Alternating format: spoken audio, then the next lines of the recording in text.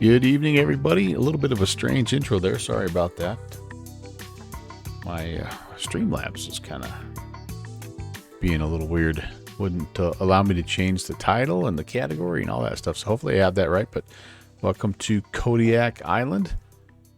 We're here on the ground at Kodiak Municipal, getting ready to fly with the Virtual USA Flying Club. Good Fixins is here. Welcome. I'm cutting the intro short because I'm going to go over, and it's my job to lead the flight briefing today. So let's go over to the Virtual USA Flying Club Discord, and we will get rocking and rolling. Hey, JPC. All right, back over here. All right, good evening, everybody. Thanks for coming in today. Yeah, appreciate you guys hanging out. I'm going to just take a second here, hopefully, and run through the briefing. Pretty straightforward event. Just kind of a zip over the strait there, the Shelikof Strait from Kodiak Island, basically westbound. I have given you the option of 3 departure airfields and 3 arrival airfields, and you can just pick it and fly it however you want to. If you want to fly back, it's depending on the plane you pick, it's only about an hour one way, so you might be able to get there and back. Or I did notice somebody else was thinking about flying over and maybe hitting a couple different airstrips over on the west side too. That's totally fine. The big question mark tonight flying up here always is weather, and it looks like for the most part, well, everything is VFR right now. However, there is a little bit of weather that is at Pilot Point and Port Hayden right now. They're still reporting VFR, but the ceilings are dropping a little bit, and Port Hayden has some overcast conditions, and Pilot Point has light rain. So you might keep in mind, what's going on, or just keep an eye on that. We are hoping to be able to fly this VFR tonight, but if it turns into a deal where you have to simulate getting a pop-up IFR, please feel free to do that. And I say simulate because as of about at least 5 minutes ago, we had no ATC coverage here. So just again, I would say keep an eye on that as well. And there are a few controlled airfields that we will be interacting with potentially here, depending on what you pick as far as your departure and arrival. So if there happens to be some ATC that pops up, make sure you're getting a hold of them to get the proper clearances and all that good stuff. We would ask you to file a flight plan on VATSIM, and remember to put in the notes Virtual USA Flying Club. And other than that, what questions do you have?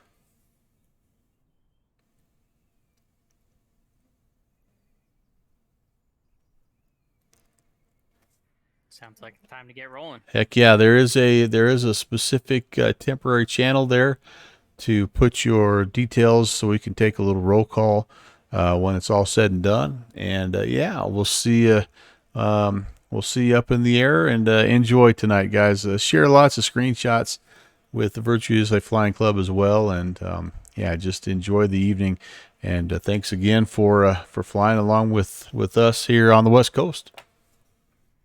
Across the Strait, by the way, is the name of the channel where you're going to post your information when you finish flying. And read it carefully because Brant's got a nice he's got a nice bit of information that you need to put in there. The last one being the most important. Do you realize how hard that's going to be for me? The last one being the most important. I tried to make you guys think a little bit. I'm going to be taking notes too because I'm going to need to know what I'm buying. All right. Bringing us back to Alaska here, Brian, especially this time of year with these long nights or days. Right. Totally awesome place. Thanks, Smitty. Yeah, real weather, real time of day. Hard to beat. Smitty, am I missing something? I can't put the airport code into the GPS on the Kodiak. Let me check in a second. That's weird. Okay, guys, I think I'm going to go ahead and mute the channel here for just a second, kind of get the stream going, and then we'll come back in and we'll listen. I am kind of moderating this event, so I don't want to be away from the Discord for too long, but I also don't want to not be, a good host and forget to welcome you guys in, like Iowa Scotsman coming in. Ron, hello.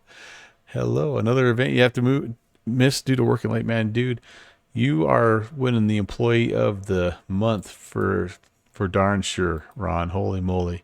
You're putting in some hours, my dude. All right, so JPC, this stream sponsored by Bigelow Tea. That's good stuff. I go back and forth between Bigelow and Twinings myself, but that sounds actually kind of delightful. I might have to go get myself a little something. But we're going to be kind of busy this first route. What I'm hoping to be able to do, you guys, is to fly a VFR route and kind of wiggle through the terrain here. This is, if you've never been to Kodiak Island, it's just an amazing place to fly. It's incredibly rugged and remote and beautiful, and we're going to be flying. We're over here at Kodiak Municipal, and what I'd like to do is I'd like to come here and just kind of buzz through Whale Passage and the Kupernoff Strait, so I can sort of clear Kodiak Island proper. Once we get west of Kodiak Island, I'm going to head roughly on a 310 across the strait. This is the Shelikoff Strait that we're crossing. You've heard of cross the pond. This is cross the strait. Not nearly as as imposing, but should be fun. The reason we're going this way is because you might see here there are a bunch of high terrain issues here, and we could absolutely go right up and over the top of these. But first of all, there are some storms in the area, and sometimes the clouds build up here, and we want to try to stay VFR, as you heard me say. So for the most part, as I've been monitoring for about the last hour or so, everything has stayed clear about 3,000 feet and lower. So anyway, if we stay down low, we can traverse this terrain. If we come up here to Hallow Bay, and Hallow Bay, we can follow this river here, and it kind of winds us through the mountains up towards I don't know which one of these lakes we're gonna probably hit, but ultimately here Naknek Lake is what we're looking for. But you can see the elevation is like 1,621, 1,434. Here's one that's almost 2,000. So we're going to be able to stay down nice and low. And it's a little bit more fun that way too, right? You get to kind of go through the mountains and kind of see the sights and all that good stuff. Who knows? Maybe we'll see a Kodiak brown bear or something as we're running around. But anyway, this is where we're going, king salmon. And you can see, guys, we do have, like, there's weather in the area kind of closing in. By the time we get here, we may need to be thinking a little bit about, a potential instrument approach. We don't have any ATC, as I mentioned, just yet, but that doesn't mean that we won't have somebody pop in here and help us out. And so we're kind of ready for that just in case. If we have to, though, we will simulate getting a pop-up IFR so that we can shoot an instrument approach in here if we want. We're in the Kodiak, the K100, and we can definitely do that with this aircraft. So that is the plan, and I need to get myself connected to, oops, that's not what I want. That's the wrong pilot client. Rascals. I just opened VPilot, so I'm going to take a second here. Yes, I don't want you. I want you. Okay, there we go. We will be our traditional November 11816. We're in the K100. And there we go. Flight plan for us, it is VFR. And let's see here. I have to be careful. I did a typo in the event description. PADK and PAKD are easy to switch, but PADK is clear down at the end of the Aleutian chain, like about 600 miles away. So we definitely don't want to come out of there. If we go missed, I think we'll probably just come right back here. We are, what's a 02? So we'll be out of here in the next 20 minutes easily. And I'm going to just estimate about an hour. I mean, roughly. Maybe it might not even be that, but that's okay. We cruise about 150, 160-ish, I think, for us. And I'm going to go westbound. We're going to, I'm going to try to keep it down pretty low, you guys, honestly, like 4,500. So, and northwest bound, that'll pretty much work for us. We are Slant G, Virtual USA Flying Club. So there you go. We're filed and legal now, and ready to rock and roll. We got another Kodiak in here as well, and sounds like there's somebody else already here. Oh yeah, there we go. Awesome. Yeah, my model matching, of course, is going to be not great, but it will work. Okay. Let's get one of those checklist things out and see if we can't keep from blowing this baby up. Fixie, you're in the Kodiak as well. Nice. The PC6 got an update this week, and I just about flew that sucker, but I didn't have a chance to test it. So then, of course, the Beaver is always an option, but I'm like, I just haven't flown the Kodiak in a while, so I kind of miss this plane. Yeah, it's still a crapshoot, isn't it, Brett? With that, no doubt about that. All right, well, let's get it going. There is Papa Smitty Papa. Good to see you, John. At the end of the runway, taking off from the lake when you're ready in the Kodiak Amphib. Oh, that's awesome! Just drive it right off the runway into the lake. Oh man, I've had some epic failed landing attempts at that lake at the end of this runway. That I can tell you for sure. All right. I better make sure I have every parking brake is set. And hey, Crossaparu coming in with a rating party. Thank you, guys. Shout out to Melvin. Who's that? No one knows. No one knows. Hey, thanks for coming in, you guys. Great to see you. Let's see. We got Master 8645 with the coming in with the sweet emotes, man. I love it. Tekra Neko, of course, our buddy Cross, and Chewy, my man Chewy.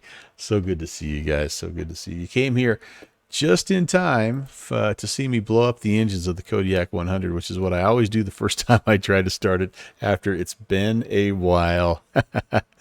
Oh man, Chewy, it takes one to know one, brother. It's not quite that dramatic, Tekram, but there will be flames, almost certainly. All right, explosions. That's correct. You better have your protective goggles on there, Cross, for this one, buddy. That's all I can say. Welcome in, you guys. My name is Brant. Welcome to the Melvin Leroy channel. Great to see you. This is kind of what we do. We fly bush planes, and we do a lot of different things. None of them very, very well, but we have fun doing it anyway. Okay, we need to turn some fuel on first here. Here and here. We're getting beeped at, probably because it wants to remind us that we need to get the engine started, not just leave it on battery power the whole time. All right, that looks good there. Power levers are... oh, man. Embarrassing. Sorry, I don't have my controls set up. Sorry, guys. A pro-type streamer here. Behind the scenes. There we go. All right, resume that guy. Oh, and here, okay, so this is where I think I screw up all the time. There we go. I gotta have, if this comes out of fuel cutoff, it's big problems. That's when things, that's when things get bad. But levers, that's right. I got some levers. These levers, yeah, they do. I'm not a pro if you don't have 75 tech issues in a 3-hour stream. Okay, yeah. Like for every minute I actually fly on the stream, there's an additional minute of troubleshooting. That's the sweet spot right there, I think. All right, let's go back to what we've got going on. Our battery is going. We need the beacon on here. We need the aux fuel pump coming on. And let's see, ignition switch will be on. All right, here we go. We're going to go starter to high. And we're looking for 14. Nice. We're pushing the fuel lever to high. Everything's staying green and happy. That's good. We will take it. We will take it. Clear prop. That's right. I got that guy. He knows. He knows. He's got somebody at the wheel here that knows what they're doing. So he's not even worried. He's not even worried. All right. Let's see. Let's get the rest of this turned on. Oh, I gotta come full forward with the props here as well. And we'll turn the buses on here. Jenny's alternator. That looks good. I can turn the starter switch off and the ignition switch off. Aux fuel pump goes to standby. Okay, I think we're looking pretty good there.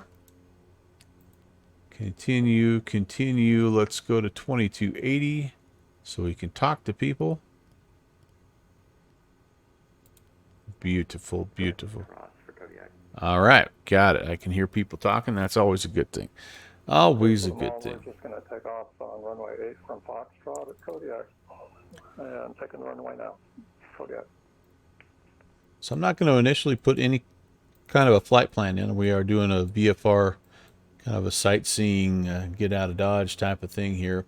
Kodiak, this isn't the Kodiak Municipal ATIS, but Kodiak, which is about 4 miles away, is reporting an altimeter 3015. That'll be at least enough to kind of get us in the ballpark here. Maybe. Barrow. Oh, wait a second. Why are we not?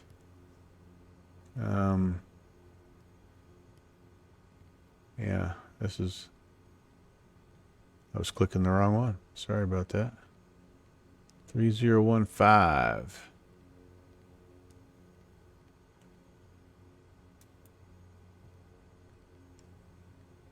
Beautiful. And we will set an altitude, just again, kind of more as a reference. We're probably just going to hand fly this for the most part.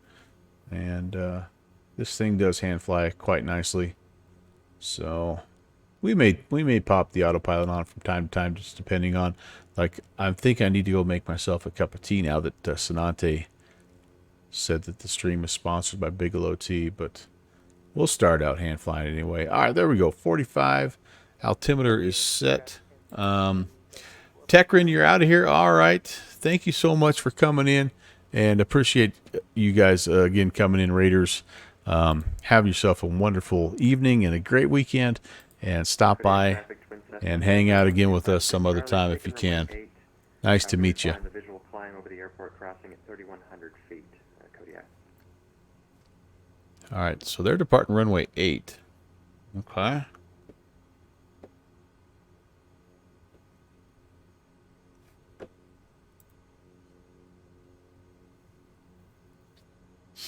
Winds are they were favoring, well,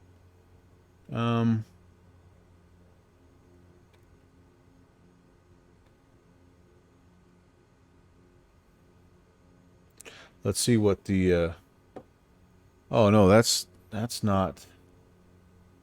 We're taking runway 2. We're getting out of here. Kodiak Municipal runway 2. Yeah, that's where we're going. All right, so for those of you that just came in, let me review real fast. And again, this is just as much for myself as it is for anyone. We're going to be departing northbound here off of Kodiak Muni. And, oh, you know what? Maybe we... No, we can. Slightly uphill, but I think we'll be all right. We are going to fly north and get ourselves around Spruce Island here. We will then make a left-hand turn westbound. We're looking for Whale Passage, and that'll take us past Whale Island and out into the open ocean, into the Strait. That's going to be our departure today. We're climbing to 4,500. I am going to listen, though, just in case the traffic flow is going the other way, because I don't want to be that guy, if you know what I mean. All right, so yeah, so let's set the heading bug to runway 2. Hello, Sam. Hey, downwind sim. Hello, Ralph. Nice to see you. It is past my bedtime. It is, but I don't have anything to do tomorrow, except for get up, go try to catch a trout. So I'm staying up a little bit late. Did I check? I'm just not telling her. Shh, just keep it on the down low. Kodiak traffic, Twin Cessna 53 Charlie, 1,500, climbing 7,500. We're making a right turn to cross over the field, 3,100 Kodiak. Okay, I think we're in pretty good shape here, you guys. Taxi lights coming on, and we'll turn the pitot heat. You're packing for another weekend job. Why did I think? Oh, it's not for a little while. You're going to AirVenture here at the end of the month, right? Super jealous about that. And yes, indeed, folks, that noise you hear is the noisiest rudder pedals in flight simulation. That's right, they belong to me. All right, that guy is departing the way we want to depart, so let's not get too far. Let's make sure we're not cutting anybody off here. Kodiak Municipal traffic. Kodiak coming out of the ramp area. We're going to taxi down to runway 2. Kodiak Muni. I'm really bummed out. There is a nice looking freeware upgrade to this airport, but for some reason the file download has been taken down. It really looks nice. So this doesn't look bad, the default, but it's just not quite the same. Hey, Steve. Iowa Scotsman is also off for the weekend. All right. Well, Ron, if you can be here by about 6:30 in the morning, I'll take you fishing with us. You think so? What? So do you know a little bit more about the story, JPC? Because if need those Verpal. Oh, geez. Sorry. Yeah, Steve, you got that right, buddy. Because I'd be interested to see what the story is on that. If you search for this Kodiak Municipal scenery on MSFS, you'll see the screenshots. It looks really nice. Smitty, is that you getting ready to taxi into the water? Is that what I'm looking at there? I don't know why I don't, because I have a Kodiak CSL, but maybe because you're in the amphib, you're coming across as like a Bonanza or something. That's a bummer. But that must be you, right? You're just parked. Okay. Yeah, maybe it's being updated. Could be. Oh, I do remember a little bit of that. Yes, I do remember that a little bit. All right. Well, shoot. That's a bummer, because it looked like really neat. Work. Okay, so we're departing again northbound here, and just trying to get out past the. Oh, Steve. Yeah, that'd be awesome. If you wanted to do that, that'd be fantastic. Because I fly up here enough. You can see I've got some water issues here. Look at that water. Uphill sloping water. All right. Kodiak Muni traffic. Kodiak 816 is departing runway 2 straight out. VFR to the north. Kodiak Muni. All right. Runway is clear. Are we clear? Yes, we are clear. Final is clear. Water is sloped. Immersion factor is high right now. Okay, let's do this thing. Looking for 70. Spinning her up. I think you're supposed to stand on the brakes while you're spinning this big old turbine up, but we're gonna just roll into it. There's 50. There's 60. There's a rotates.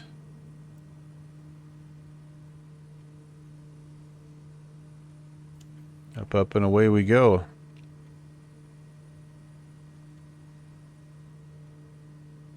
Very nice. Gear is welded. Flaps are coming up.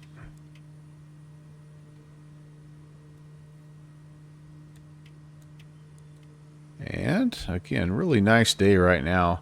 You can see just a few clouds, and that's why we're going to try to stay somewhat reasonable in terms of our altitude. If I can stay below 4,500, I will. I mean, if I can stay at 25, that's just that much better.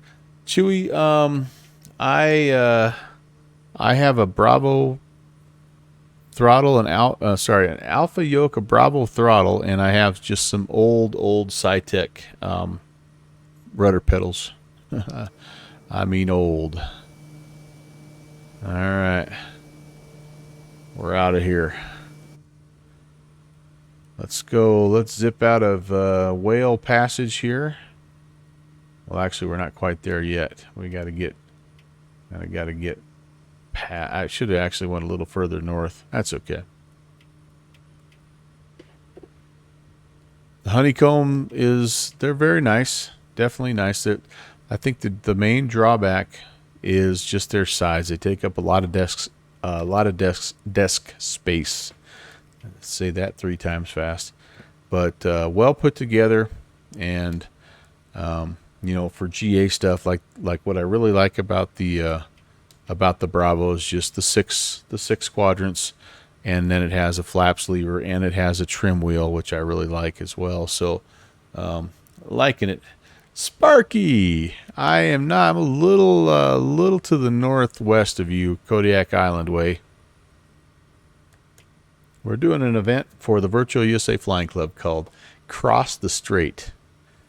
And yeah, I just departed out of Kodiak Municipal and trying to make my way out here to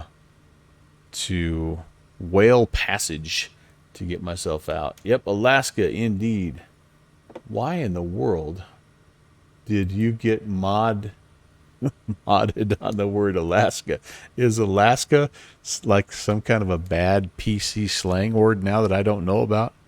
Because I am kind of old, and these words and terms, they sneak up on me. Nice to see you, Sparky. Hope you're doing well. Hope you're having a good end of the week. Thanks for coming in.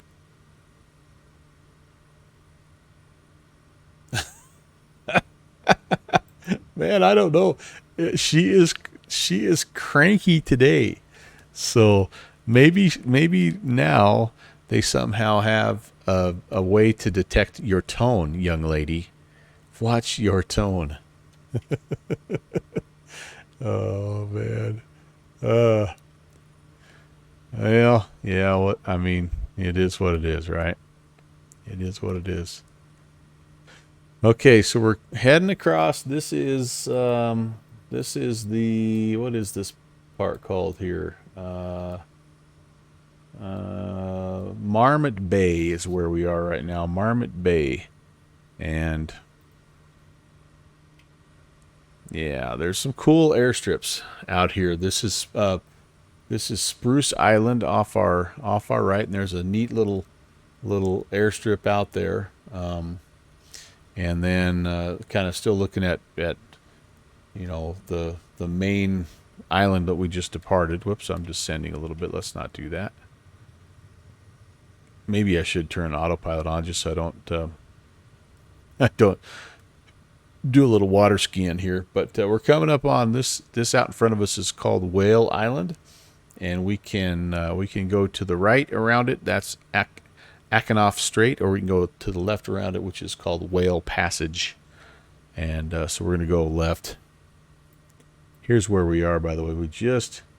We didn't go all the way out here. We kind of shot this little gap. We're heading towards Whale Island. So like I say, we're heading to the south here. Boy, I'm having a hard time getting trimmed out here, guys. Not sure what's going on. It can't be my lack of skill. We all know that. Thanks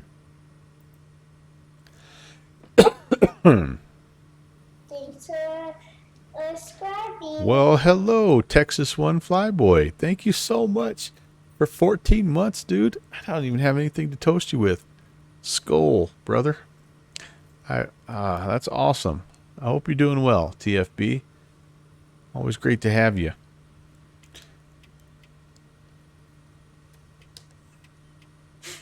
If you're new, by the way, if you came in on the raid, we had a nice raid already from Crossaparu, and welcome. Again, my name is Brant. Welcome to the channel. I fly Tuesdays, Thursdays, and Saturdays normally. I'm on summer break, so my schedule's been a little weird, but I try to shoot for kind of during the week, like a midnight time spot. We went a little bit later tonight. We're doing a special event for the Virtual USA Flying Club. And we wanted to do something that's a little bit more friendly to our West Coast members. So that's why we're going a little bit later tonight. But then I also do a Saturday stream, and I do that at 1400 Zulits in the morning, my time. And we're actually going to be it's been a while since we've done that Saturday morning kind of breakfast stream. But we're going to do that this coming Saturday. We've got another exciting episode of the Bravo Tour, and we're going to do something in this month's Bravo Tour that we've never done before. So you'll have to tune in Saturday morning and find out what that is. Actually doing a couple things new in the Bravo Tour, but I fly a variety of aircraft, everything from bush planes to vintage airliners. They're kind of my guilty pleasure. Yes, I'm having a really hard time not buying the Fokker F-28. That's my kind of jam right there. Nothing but radio navigation and just old school all the way manual. I love that stuff. But holding off, staying strong. But no, I love doing that kind of stuff. But you'll catch me also. Jet Pilot Cinnamon's he's got me hooked on the modern Airbus A320.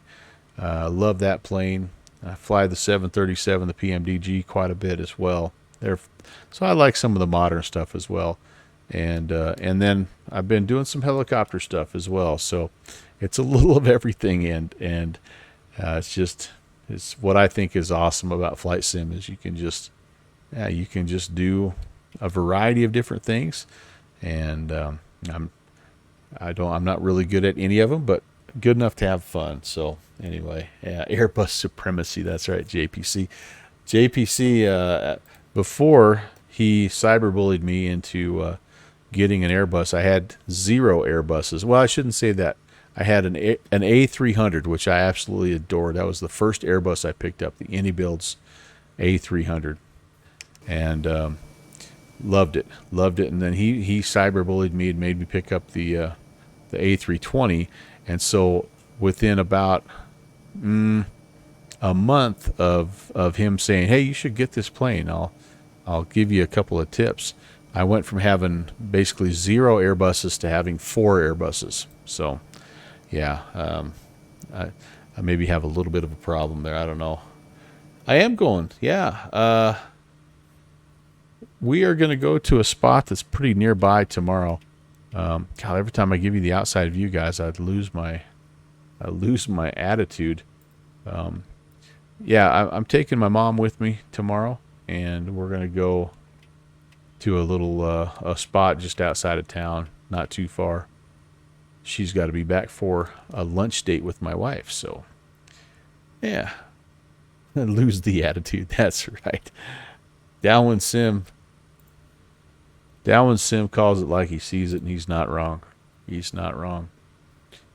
I've been, speaking of Cat Lady, I've been working on the latest acquisition to the Melvin Leroy fleet, which is an MD-11, the Rotate MD-11, and having a lot of fun with that plane. That's a unique plane, feels different, which is what I love. I hate when you buy an airplane and it's like it feels like another airplane that you bought. You know what I mean? This one doesn't have that. So I'm hoping to get that on stream here soon and do some cargo hauling and messing around with that. But thanks for the follow, Cross. Yeah. No, I appreciate it. I love your stuff. Your content is awesome, and I like your production value is something to behold. I tell you what, it's really cool. It was also a pleasure to meet you in real life down at FSE. That was amazing to be able to meet so many people, and I wish I could have had more time to hang out with you. But I think you and I were both doing the same thing. It was just like, hey, how's it going? You know, and nice to meet you. And then you'd see somebody else like, I got to go meet that guy or that gal or whatever. But really cool to put a name with the face. Yeah, Downwind Sim, I was thinking the same thing. I'm like, I'm looking for the color purple. Wait, no, that doesn't work for him. All right, we must be getting a little bit of updraft and downdraft here because I get it just about where I want it, and then it tries to sink on me. And what do you think over there? He's just looking for brown bears. That's all. All right, so here we are, Whale Passage. So the cool thing about this area is just the diversity of wildlife, obviously. And there was a scenery pack in X-Plane 11 that was made by our friend LP Nils, and he basically modeled. Well, he didn't. That's not the right way to say it. He put things all over Kodiak Island, from the north to the south to the east to the west. And one of the things he did in these little passages is there was a library, and I don't remember what it's called Sea Life or something. You guys might remember it if you're an X-Plane 11 person, but you'd actually be able to see like whales breaching and stuff like this whenever you'd fly through these little passages. It was pretty amazing. But he must have had 30 places to land, you know, like pretty much every airport that's on the sectional on SkyVector he had modeled, and then he'd also modeled like a bunch of sandbars and just all kinds of off-airport places, helipads, seaplane areas. Pretty dang cool. But Lure Mega, hey, welcome. Thanks for the follow. The names are too small. You had to grab a card to read the names. Oh, yeah. Sorry about that.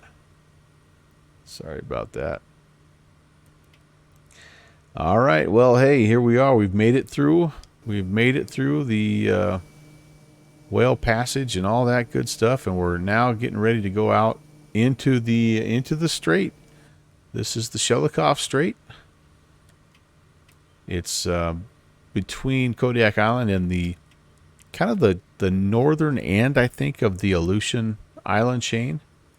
And so that's this is where we're going. This is quite an unforgiving and harsh place to be, I think.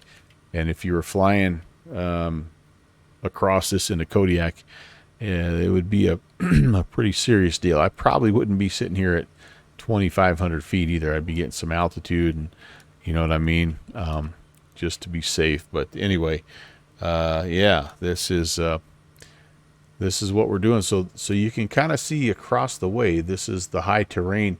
We're going to aim to the north of that, and what I had set on my SkyVector here was a 310 heading. And I think this might be the one time that I actually slap it into autopilot mode, just so I can visit with you guys a little bit better and not be such a bad host. Let's go 310. Let me spin it around here. We'll go 310. we're almost on that heading right now, which is cool. And I don't mind that we're climbing up here. I want to get to 4,500. I think what we'll do is let's go flight level change mode and heading mode. And then we'll go ahead and turn the yaw damp on. We'll engage autopilot. A little bit of a turn here to the left. And it'll climb us out. Maybe only about 200. Oh, you know what I forgot to do, guys? I got to get the pitot heat on just in case. Weather's pretty good right here, but I want to make sure we don't. Let's go 500 feet a minute. I want to make sure that we don't get ourselves caught, because we do on that storm that's kind of coming. So the clouds that you see out in front, this is a legit storm that's coming our way, and it includes rain and snow. So we've got to be ready for that. But yeah, hopefully this will shoot us over somewhat close to where we want to be. And if we have to kind of travel along the shoreline a little bit, we will. But I think maybe what we're seeing here is Mount Denison right now, and we want to be just north of that. This is Hallow Bay. That's what we're aiming for. So again, just to give you the big picture here, we started here Kodiak Municipal. We flew through Whale Passage. We're out over the Strait now, and we're going to track. There's a little river we can track up into this lake area, which will take us to King Salmon, and we can do that at a fairly low elevation, 4,500, or maybe if we get over there, maybe we can even go a little bit lower than that. But that's kind of what we're shooting for, guys and gals. All right. Rook Phase, hello. Welcome. All right, there we go. I feel the need for a screenshot here. Just a little something for later on, just in case. All right. Hey, there's Jim. What's going on, Jim? Nice to see you. 172 Juliet Hotel, our friend Jim. Let's see. There was somebody else that had that same tail number. Oh, that's crazy. That is crazy. Wow, that's wild. Okay, well, maybe not. Maybe that's our... See, it's really hard to tell. It's really hard to tell, guys, because as you look, also, there's the four-peaked mountain here. So there's 7,000-foot mountain here, and there's a 7,600-foot mountain there. And so I'm hoping that we'll be able to... And this might be our bay here. If we get completely turned around, we can always pop something in the autopilot. And I'm not opposed also to looking down here. Yeah, because kind of, right. Oh, now I need to pick out the right one. This is not the one we want. This is, all right. So we can kind of compare here, you guys.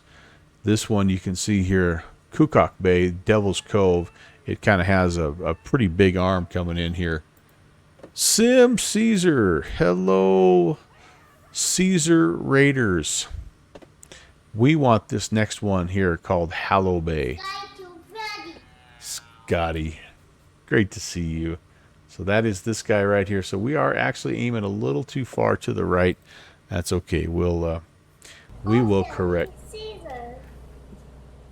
Sim Caesar, hello. Thank you so much for coming in, Raiders. Awesome to see you guys. Happy Thursday. I don't have anything to toast you with but skull anyway. Chino 617, welcome. Will Zanot, hello. Cold Nebo, hi. Who else have I missed here? Scotty, what's going on? Scotty 2 Friday. So good to see you guys. Spundot, hi there. Welcome, House 75. And gosh, I hope I didn't miss anybody else coming over from Sim Caesar's channel. Nice to see you guys. Hope the flight went well. And did you get a chance to? Are you going to try to do Sim Venture? I hope I didn't miss it, because I know you had said you had talked about doing it at one point, and I didn't know if it was tonight. I watched a couple different streamers head on in there. It was a lot of fun. I did VAT Venture last week, but I don't have Pilot Edge. But anyway, yeah.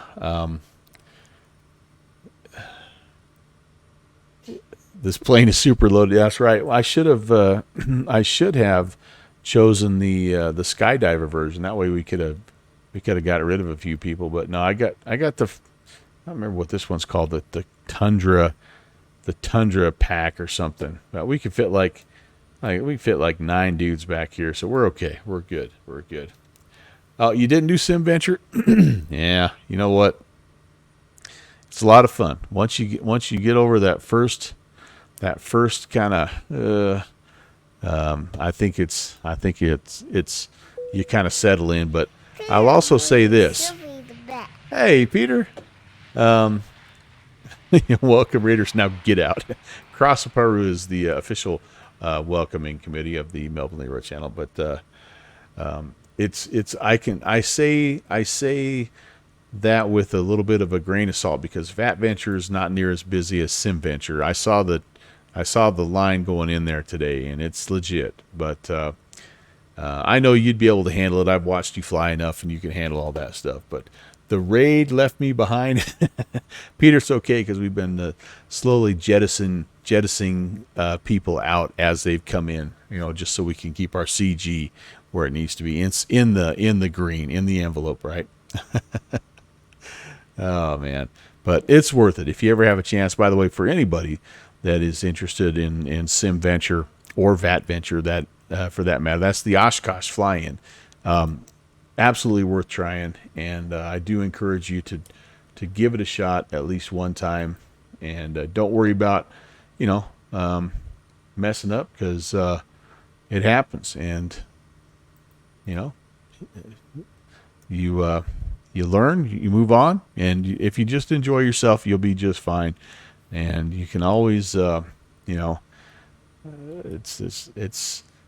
no shame in getting resequenced. I've had to do it myself, where I'll get a little too close, or I'll be a little too fast, or I won't be following the railroad tracks, or all those things that they want you to do. But it's a little overwhelming with all the information that they give you, because they try to make sure that they basically they get every little angle covered, like any approach you can make. But I think I've been able to do now.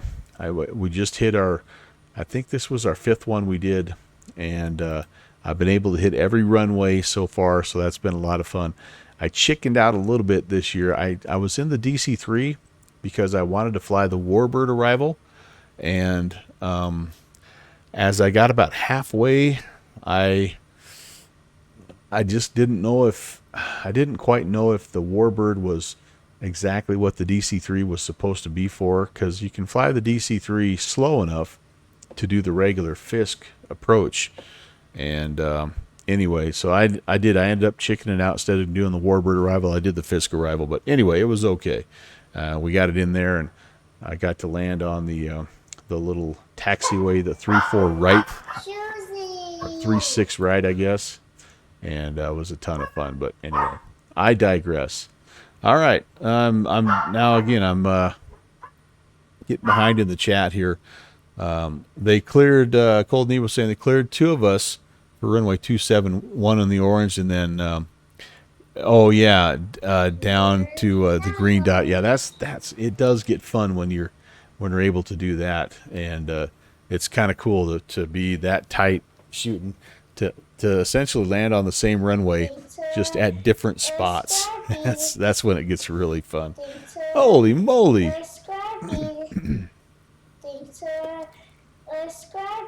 Wow, Steve.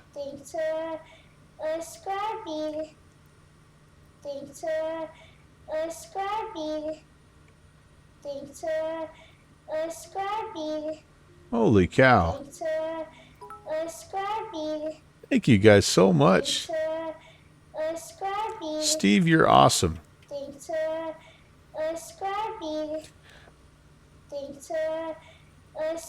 Wow, a perfect 10, and a hype train is close. Holy cow, you've messed around and got a hype train going almost here, Steve. Thank you so much. Holy cow, I'm not going to be able to do this justice, but if you are Kojo62, Turn and Burn, Adam Shem, ELW124, ZHXMIL, Tim Dog 53, Angry Beaver 12, the Wisey Guy, Reset Transponder, Block TCB. Make sure you tell our friend from Philadelphia, Mr. Steve, thank you very, very much. Hey, we've got a hype train going. Oh man, you know what? I forgot. I've got. Oh, I'm overspeeding. Okay. Oh no, no, no, no, no, no, no. Crap.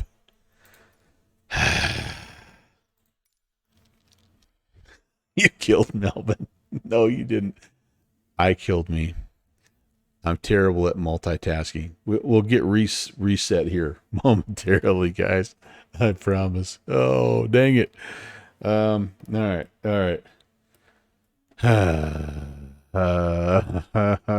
Shoot. All right. Well, luckily for us, it's not. We weren't that far into it, but yeah. Way to go, Steve. Jeez, Louise. All right. Well, okay. Let me do this. I was getting excited because here's what I have to show you guys. I did some new hype train rewards. So we're in level 3. So here you go. Here's level 1 reward, level 2 reward, and level 3 right there. We've got let me see if I can get it there. See? We've got official junior first officer train drawing rewards right there. So good job. And you're 93% of the way to the next level. So there you go. There you go. Thank you so much, you guys. Again, I apologize for crashing, over speeding and crashing. I will get back in the air ASAP, I promise. Let's just see. Hopefully I can do this here. And oh my gosh, that's so embarrassing. Steve, you rascal. I owe you one. Okay, holy cow. All right, holy cow. Aux pump on, ignition on. Let's make sure everything is copacetic here before we get crazy. Beacon light on. All right, starter. Are we in idle cut? I got to be in idle cutoff. There we go. Okay. Okay, I'm looking for 14. Oh no, Iowa Scotsman. There we go. Hi, idle. You guys. Oh my gosh, you guys. You are incredible. Iowa Scotsman. Another perfect 10.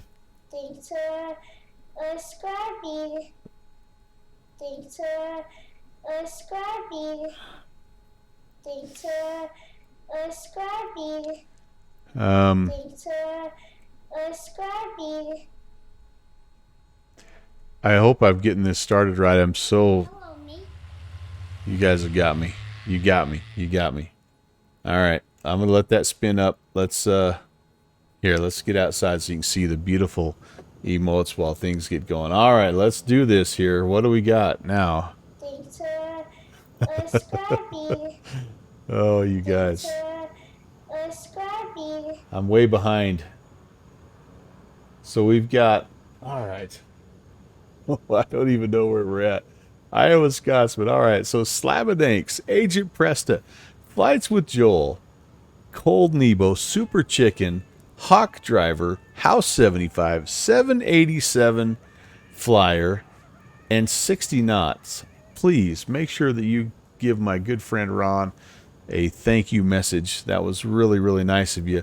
We are also, I think, up to hype level 4 and level 5. Now, I will tell you that is all I have set up because the Melvin Leroy channel does not get to hype train level 5 very often. So, and also that is officially as far as the junior first officer drew on his train. Now, here you go. If you don't believe me, this is his train right here. All right. So he did draw a passenger train down there at the bottom too. So maybe I could incorporate the passenger train as well. for anything that goes beyond level 5. I don't know. I'm Continuum. Holy cow! You came in then with a gifted sub to Squawk Info. You guys, doggone it, you're awesome. You're awesome.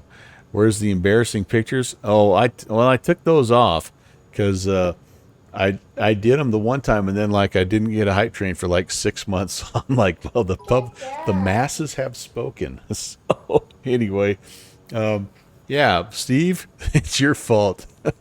Oh my goodness! All right, enough of me yammering on. You didn't come to see that. You want to actually see some flying here at some point, I know. All right, avionics, aviation bus, and the aux bus. Yeah, that's exactly right. Coming on. Starter, ignition off. Fuel pump to standby. Taxi lights. And holy guacamole. Yeah. All right. Well, here's what we're gonna do. We're gonna try to do that same thing, you guys. But I'm gonna do this while I have a chance. I'm gonna actually maybe shoot a little bit more direct to where we were, and yeah, we'll get there. We'll get there. All right, that looks good. There we had. Wonder if our altimeter is. Nope, altimeter was. We said 30. I've forgotten now. 3015. 3015. All right. Well, again, welcome Raiders, and we had another. I think, raid come in as well. I'm doing an absolutely horrible job here. Who came in? We had okay, King Juliet 13 Golf came in with the raid as well. Welcome Raiders. Welcome. So very it's so nice to have you. Welcome again. I'm a little flustered right now because things are happening fast and furious, and I'm not handling any of it very well. And I think for the first time ever, a raid has caused an aviation-related accident. I'm expecting that YouTube channel, Belangio or whatever, he'll do a full review of it, I'm sure, and have it up tomorrow, where they investigate the what happened exactly with the raid incident, as it'll forever be known. Because I did see that Downwind Sim did clip that, so appreciate you guys. But if you guys have come in during this mass confusion and I have not thanked you or welcomed you, hello, welcome, thank you so very much. My name is Brant. Welcome to the stream. It's the Melvin Leroy channel. Melvin was my grandfather. He's the one that got me involved in aviation. Well, to the extent that I am right now, he got me interested in aviation. And I do these streams as a way to basically kind of pay tribute to him, but also to make a connection with my own grandchildren. I'm sure you've heard right there that voice. That's my grandson's voice. Did we just have somebody take off? Yes, we did, and I was not communicating very well, so I'm glad I stopped. But yeah, it's just a way to kind of bridge the gap. So, oh my goodness gracious, Scotty, all-time record. Holy cow. Thank you for the follow. Thank you, Scotty. Holy cow. Level 6. I'm going to have to do some work on Photoshop and get that set up for a level 5 plus, I guess. I've never gone this far. Absolutely amazing. Scotty, thank you so much. Peaches, the Burb, Twisted Cherry B, Dis, Kurt Deasy, Frankie Poops, and Digi Driver. Make sure that you let Scotty Tavrati know that you appreciate him. I got to get flying here, guys. I got to get going. I'm kind of lost for words. Kodiak Muni traffic. Kodiak 816 is on the roll, runway 2. It'd be a VFR departure northbound. Kodiak Muni. Here we go, guys. All right. Takeoff power is set. We're looking for 70. There's 50, 60, 70. And there's Steve. He's the guy that caused me to have the engine or the airframe overstress. Maybe I just need to turn failures off. As much as I crash, you'd think I would. Okay. We're gonna do this. So last time we shot that gap, which I think we still will, but I honestly I think what I'm gonna do now, because I really feel like I need to do a better job of visiting with you guys here, because I really do appreciate everybody who's come in. Oh yeah, and I didn't set my altitude. See, I'm all kinds of flustered. For one time in my life, I was following a checklist, and yeah, you see what I get. You see what I get. So we are doing a virtual USA Flying Club event, by the way. For those of you new to the channel that are just coming in maybe for the first time, the virtual USA Flying Club is a GA specific or a GA focused flying club. We fly on VATSIM, and yeah, we do stuff like this. This is an event called Cross the Strait. We're going across the Shelikof Strait basically, and anyway, we would love to have you. You're gonna see a link come across at some point here to our Discord channel, and if you're interested in general aviation flying and maybe you would like to do something on VATSIM, or even if you have never done anything on VATSIM, maybe this is a club that you might want to check out.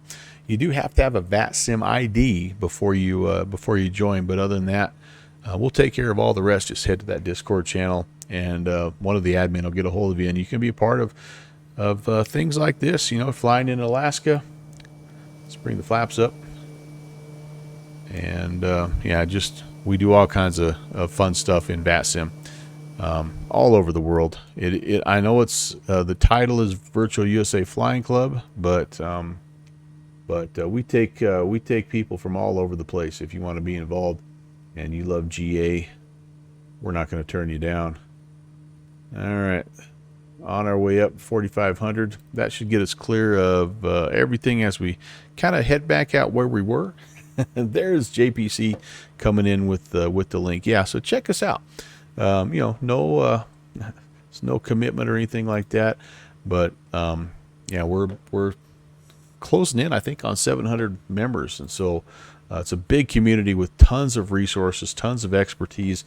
You've got everything from guys like Jet Pilot Cinnamon, who's a commercial airline pilot, to guys like me that can't even fly the Kodiak without overstressing it on stream. So you got the whole gambit there, and we would just love to have you in our ranks.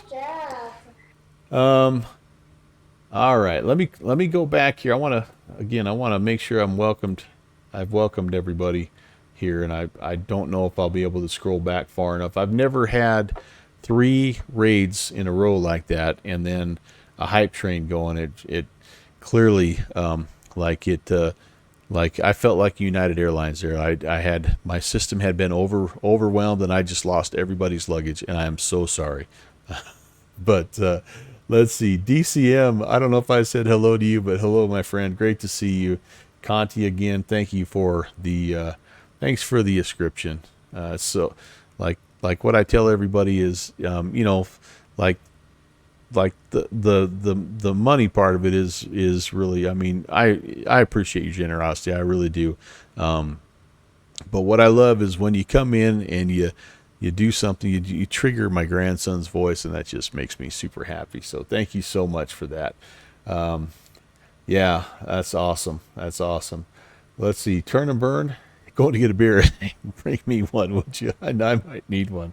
Cold Nebo, King J, hello again. Thank you so much for the raid. Pleasure to meet you. SJG, I'm not going to probably say that your name right there. First time chatter from one of the raids. Thanks for coming in, SJG. We had Cold Nebo. I think I said hello. Chewy's been here hanging out, keeping the peace. Jim, we said hey to Jim. There's Downwind Sim clipping my airspeed over stress crash there.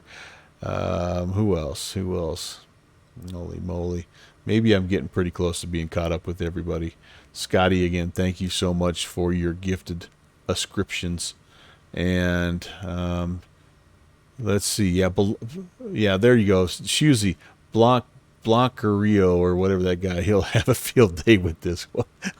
I'll show up on the aviation news and talk with Max Trescott. Yeah, here's where it all went wrong. You know, we think the investigation shows, that guy's, I don't know. Titan Ev, 1982. I don't know if I said hello to you. Welcome, Titan. Thank you so much for coming in. Thanks for the cheer bits as well. I'm going to miss those too, and I'm so sorry that I'm missing stuff. But thank you guys. I think we're pretty close. But again, if I missed you, hey, how's it going? Normally I have something that I can toast you with. I don't. But anyway, it's great to have you here. All right, so to get everybody caught up, if you are coming in on one of the raids, this was the original plan. We're up here in Kodiak, Alaska, and we just departed from Kodiak Municipal. The first attempt, we flew around. Well, actually, we didn't fly around Spruce Island. We shot this little gap here, went out Whale Passage, and we were about right here, just looking to pick up Hallow Bay and make our kind of a river run in here to King Salmon, Alaska, which now is a blue dot. So what we're going to probably simulate is if we can't stay low enough, we're going to have to simulate picking up a pop-up IFR. But anyway, we'll get that figured out when we get across there. But we've been kind of monitoring the weather really all night long. We knew it's going to be something that was going to perhaps play a factor. So we've got rain. I think we have a little like rain snow mix in here, so we got to be careful at that. We got a bunch of pink dots behind, which is not good. So but the event itself, you could depart from Kodiak Municipal or Kodiak Benny Benson, which is the international, or down here at Akiak. I don't know if anybody took off down here, but those were the three departure fields. So it's kind of a little play on cross the pond. We're westbound, so to speak. But King Salmon and Pilot Point and Port Hayden.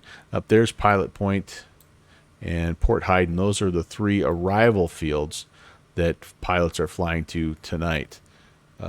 Here's what it looks like on Volanta. Let's Volanta stalk some people here and see who's going where if we're able. Yeah, so yeah, there we go, man. We were close. We were close. We even had the right bay, I think, there. But we got a few dudes there. Like most people look like they're heading kind of to King Salmon. I don't know. Looks like these guys may be going down there towards Port Hayden or Pilot Point even. That might be the place to go right now. The weather's kind of passed. There's Eric Flight, our friend. You might recognize him. He's got a great channel there. But all kinds of people that are here flying around. Tommy even made it up here. I know he did a little bit of a flying with the Pilot Club. That's awesome. And anyway, that's what we got going. Just kind of a little smattering of pilots up here flying in Alaska. And yeah, holy cow. Amazing. Awesome.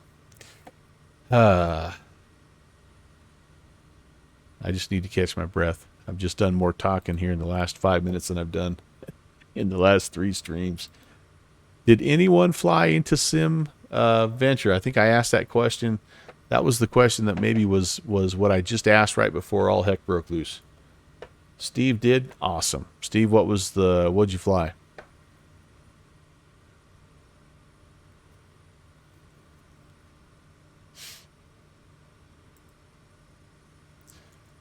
Oh yeah, that new in Fussy Pants, the new Carenata one.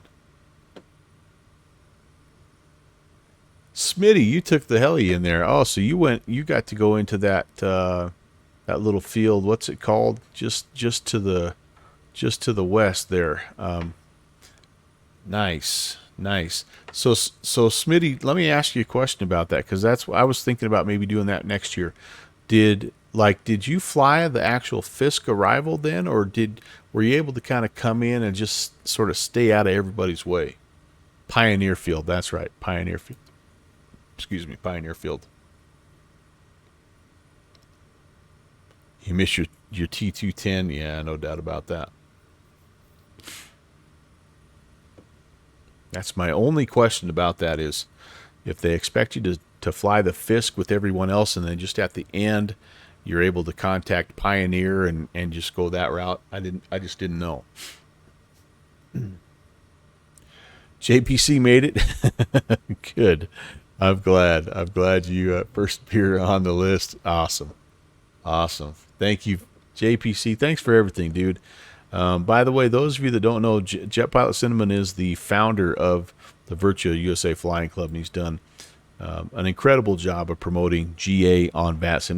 That's the mission of our club, is to promote safe and responsible general aviation on the VATSIM network. When he started this club, gosh, what is it? Are we coming up on the 5-year anniversary? Is that what it is? Or 4-year anniversary? Anyway, when we started it, it was just an awful lot of big jets that were flying from airport to airport, and there just weren't a lot of general aviation, wasn't a lot of GA traffic, and so we knew there were lots of people out there that were interested, but just there was no collective kind of group that allowed them to sort of gather in one place and focus their energy and their efforts together. So 4-year coming up here next month. Pretty crazy, but he's done an amazing job of getting this club organized. And we actually just did an air show last week, and now he's got some other things that he's working on with VATGov and some things with maybe some potential changes again that will just help the GA experience be that much more authentic on VATSIM. And so come be a part of it. Come check out what we're doing, what he's doing, and we would love to have you. But there we go. There's the air show link. Steve, probably posting that same thing. It was a lot of fun, an awful lot of fun. Oh, Steve is posting some heli air adventure footage. Okay, I'm getting that. I'm going to get that pulled up, that tab ready for when I'm all said and done here. The best kept secret at Oshkosh. In by helicopter. There you go. That's the last thing. Well, I didn't. Okay, so I have 2 things that I want to do for Oshkosh because I've flown in there. Like I said, I think this was the 5th time that we flew into VATventure. So I wanted to shoot the Warbird arrival, and I was in a DC-3, and I just kind of chickened out. I thought, I don't know if I'm supposed to be on the Warbird in a DC-3 or if I'm supposed to be on the Fisk. So I got halfway there and then changed my mind and went to Puckaway Lake and flew the Fisk. And it was fine. It was fun, but I didn't. So I still need to do the Warbird arrival, but I also want to go into Oshkosh 1 year in a helicopter. So I'm going to start to research that just a little bit and see if I can figure out how to make that happen. All right. So again, that was Whale Passage. That's what we came out of last time. And actually kind of on the far side there, you can see just a little strip of blue. That was Whale Passage. And let's see if we can get ourselves kind of down and on the ground. Maybe we can see some of these other airstrips. There's a bunch of cool little airstrips here and there. Now we're kind of a little too far south.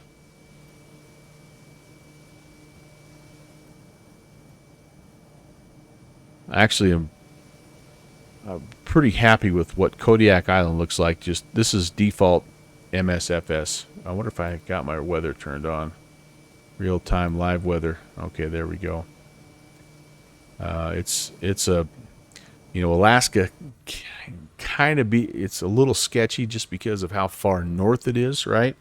And so some of those ortho tiles can be a little suspect, but Kodiak Island looks really nice. And really all the way down the Aleutian chain, it looks pretty good. So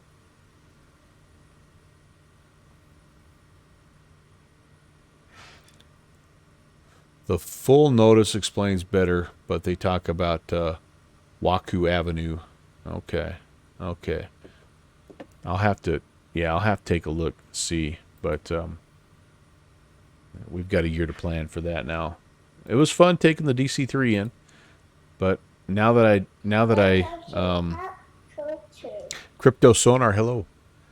Now that I flew it in on the Fisk, I feel like I should have just went ahead and I should have just went ahead and did the Warbird arrival. It was kind of silly for me not to anyway. I posted the stream of it on it's probably still up on my Twitch channel, but if not, I've got a YouTube channel that's also called Melvin Leroy. You can go check it out. But I listened to the ATIS and I was reading the approach brief, and I'm like the DC-3 is just right in that gray area because it's definitely not, you can't fly the thing very easily at 90 knots. I mean, you could, but it's kind of getting a little wiggly at 90 knots. But you can fly it real easily at 2,300 and 135. So I'm like, well, maybe that's really what this is for. But then you read the Warbird arrival, and it's like, well, if you just have to keep it under 150 and 1,800 feet. I'm like, well, you can definitely do that in the DC-3 also. And there was a little bit of a weight limit that you were supposed to report on your initial check-in, which the DC-3 is like it exceeds. So there were reasons to fly both, and ultimately, like I said, I kind of chickened out. I kind of went with what I was most comfortable with, because then I started second guessing myself. I'm like, well, what if they don't have tower at Fond du Lac? Because when you fly the Warbird, you fly more east and you meet at the city of Fond du Lac, and then you go north up to the lake, and that's where Warbird Island is, and that's where you basically get sequenced. I psyched you out. What, Smitty? What are you talking about? You were going to fly the helicopter approach as you read it, but ended up flying the Fisk because of similar ambiguity. Okay, so yeah, you and I both kind of got caught in that same deal, because you don't want to like you don't want to be the guy that's causing everybody. There's our bay, by the way. You don't want to be the guy that's in the way.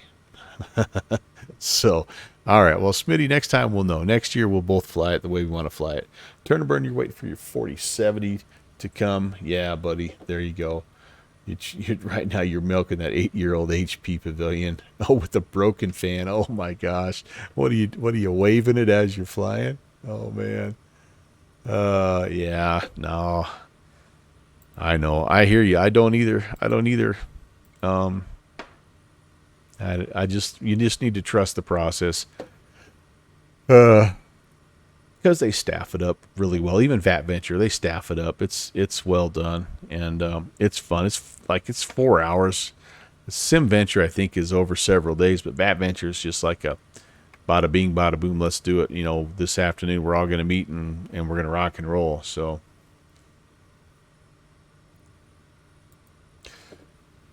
All right. Well, let's see. We're doing pretty good. Again, weather. I'm going to go over to METAR-TAF, and a little bit of a cheat here. Full disclosure, I get that. It is PAKN King Salmon. PAKN King Salmon. Let's see. Marginal VFR, light rain. 5 knots of visibility. 5 knots of wind, 7 of visibility. Ceiling's 1,400. So, if we can get below the clouds, we can keep it VFR. That's going to be my goal. Is to try to. That's why we're taking this route, so we can stay down nice and low. If not, we need to look for an approach that favors kind of this 240. So. Do we have that? Let's see. What I haven't even looked here. approaching to King Salmon. Looks like we've got looks like it's going to be, yeah, looks like we've got a localizer back course, runway 30. Let's see what that looks like here. Fly to the airport, fly the back course, come on in. That'd be an option. We do have a VOR Yankee / TACAN Yankee. That'd be just like go to Casno and step it down. We could do that. That's 2,900. What's the initial at 2,900 here for the localizer back course as well? And you guys know how good I am at RNAVs. We do have an RNAV as well that we could do. Might be good for us to try to practice the RNAV. To be honest, this would be perfect conditions to practice. We're not very good, but we could practice. All right, well, we'll see as we get closer. We'll make that decision and see what we need to do. It's doable with the Scud run. Very nice. Okay, DC3, Cold Nebo, thank you for kind of confirming what my fears were. It's not allowed on the Warbird. Okay. Jets are limited to a max takeoff weight of less than 18,000, and there's a list. Oh, there's a list in the note. I just didn't get that far down, I guess. I thought I scoured that NOTAM, but I missed that. But anyway, so good. I feel like, okay, I made a good choice then, and so I just need to pick a different aircraft to fly the Warbird, which is okay. I don't mind. Gives me a reason to investigate a potential new bird for next year. What I'd really like to do, like a C-130, like just a good legit C-130. I would love to have something like that. I think that'd be amazing. Something like that would be super cool. I wonder if that's too big though. Is the Warbird, is it maybe more like fighter jet? I just have to take a closer look, I guess. JPC is out. Hey buddy, thank you so much again, Mike. Great talking to you. We'll get caught up when the dust all settles. Page 17, click here for the list. Oh, it opens a Google sheet. Okay. C5 Galaxy, Papa Smitty Papa. You know what I'm that'd be cool too. Honda Jet should be allowed, Shusey said. Oh, man. Bixie said he came in shortly after JPC and it wasn't too bad. All right, good deal. Well, we're at 4,500. There's our river. There's our little corridor. And we're just going to get down low and try to see if we can't sneak in here. Again, we've got 10,000 foot terrain to one side, and I think it's every bit of 7,000 to the other. So we got to stay in the scud here. We got to stay in the trench. I will use this to help just a little bit. I'm not opposed to that. I know that's probably not what you'd do necessarily, but like if we get in trouble, that at least will let us know like which direction we could point to climb to get out. We know if we can climb up above 10,000 feet, we'll be at a safe altitude. So if we just get closed in around, that's my exit plan anyway. Downwind Sim is out as well. Downwind Sim, thank you so much, by the way, for the help with the fuel drums. And I need to get with you at some point in time when you get back from your trip, and we'll start working on my next little project there. I got that A-frame that I'm working on. So thank you, buddy. Safe travels and lots of pictures. Let me know how it goes. I'm assuming you're probably not in the citation this time. You're gonna fly coach like the rest of us bums, but have a good trip, buddy. Hello to your crew at the Downwind Sim household. All right, guys, here we go. Here's where it all went wicked south last time. I'm gonna start to descend. I'm gonna hand fly, and they put Like, I don't think there should be snow on the ground right just yet, right? Am I crazy? All right, here's what we're going to do. Let's, I want everything else. I'm good with, oh, it's going to take so it's going to take the clouds out. So it's either snow. All right, well, we'll go with snow then. I want the clouds in there. I don't know that there's this much snow right now. In looking at the webcams from King Salmon, it's definitely rainy and wet there, but it's not a lot of snow right now. I don't know. Oh, you're driving to this one. Okay, well, that's okay too. Avoid the airports a little bit. That's not a bad thing. Okay, did I?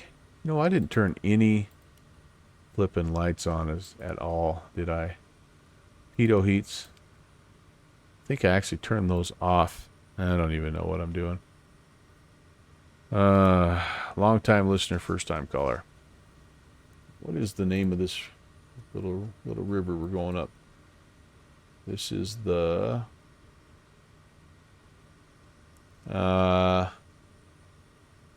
Kodiak River.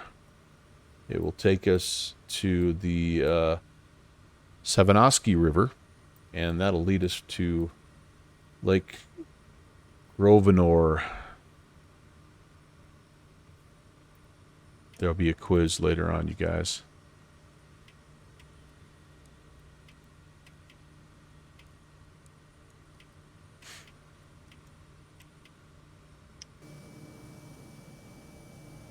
I mean, it looks kind of cool with the snow and ice, but yeah, right now it looks more like that green. But all right, we'll work with it. I wish there was a way to go in. There probably is if I had that cool flow thing to go in and just. I'd like to keep the clouds, but just lose the snow. Is there a way to do that? Keep the clouds and the wind and the altimeter and all that good stuff and just lose the snow.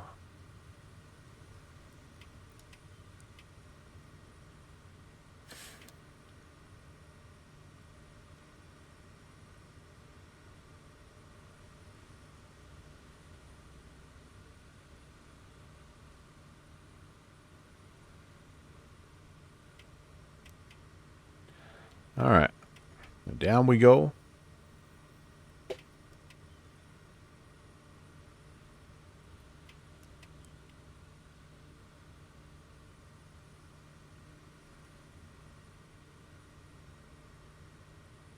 On our way to King Salmon. Less than, I would estimate, probably 50 miles or so is all.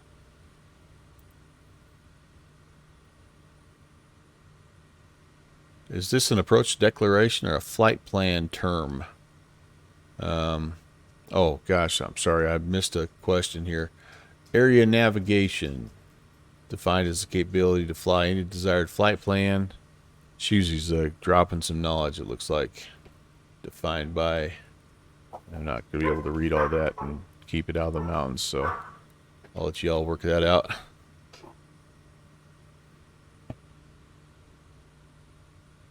All right, so this little ridge here is kind of the last bit of elevation that's north of 3,000. So if we can get over the top of this that's coming up here, we'll be in good shape. It should open up into a nice big low basin, and that should allow us to just descend as we need to stay below the clouds.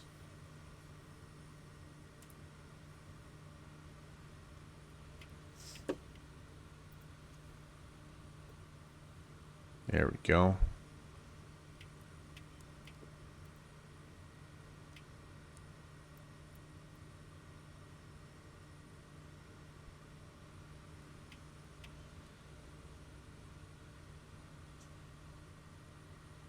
Oops. 4-knot headwind is not too bad, honestly. Hey, puppy dogs. Hi, Jet. Don't butt my trim wheel, dude. I've got one of my two golden retrievers that comes down. There he is. Hey, Finny. The lighter colored one is notorious for, he likes to rub his head on my Bravo throttle quadrant, and he hits the trim wheel and disconnects the autopilot every time I'm flying some jet or something. It's pretty hilarious. Jim, you're out of here. Thank you, brother, man. Have a fantastic Friday, buddy, and I look forward to talking to you later on. Thanks again for stopping by. Here we go. You got auto botted, man. My mod bot is in a mood today. It flagged Chewy nuts for using the term Alaska. I'm like, what? Okay.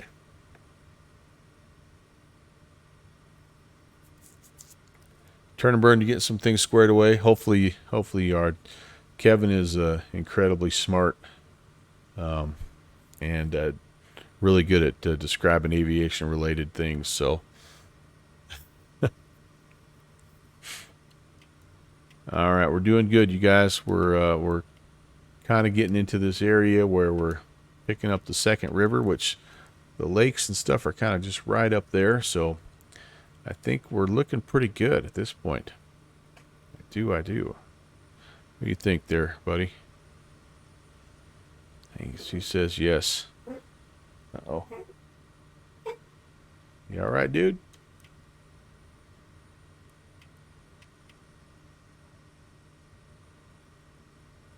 It's good to have all kinds of co-pilots. You all right, Cody? Okay, all Bellas. All four of them are down here. Come here, Cody. What's up, dude? Hi, Finn. My littlest guy there, Cody, he's got a little seizure disorder. And we think he might have had one today when we were out and about. So we've been trying to keep a little bit of an eye on him. It's funny when he kind of starts to have one or is like just sort of on that track, the other dogs can sense it and they'll go to him, and it's just like, whoa. It's amazing how in tuned they are to stuff like that you just, like there's dogs, right, that are trained to alert people when they're about to have seizures, and it's just incredible that they're able to do that. And it's no training that I've given. I mean, none at all. They just know. It's pretty wild. But Auto Mods hating on Alaska. Yeah, I thought maybe like there was a word the other day that somebody used in a sentence and got flagged, and I'm like, what the heck? It was like Alaska, and then somebody else like, no, that's some hate slur that's being used, and I'm like, oh my goodness, seriously. Chewy, go get some sleep, my man. Always good to see you in the chat. It was a pleasure hanging out with you at FS Expo, and I'm looking forward to doing it again. Take care. Have a good weekend if I don't see you before then, and we'll catch you when we catch you. Nope, I don't need to climb.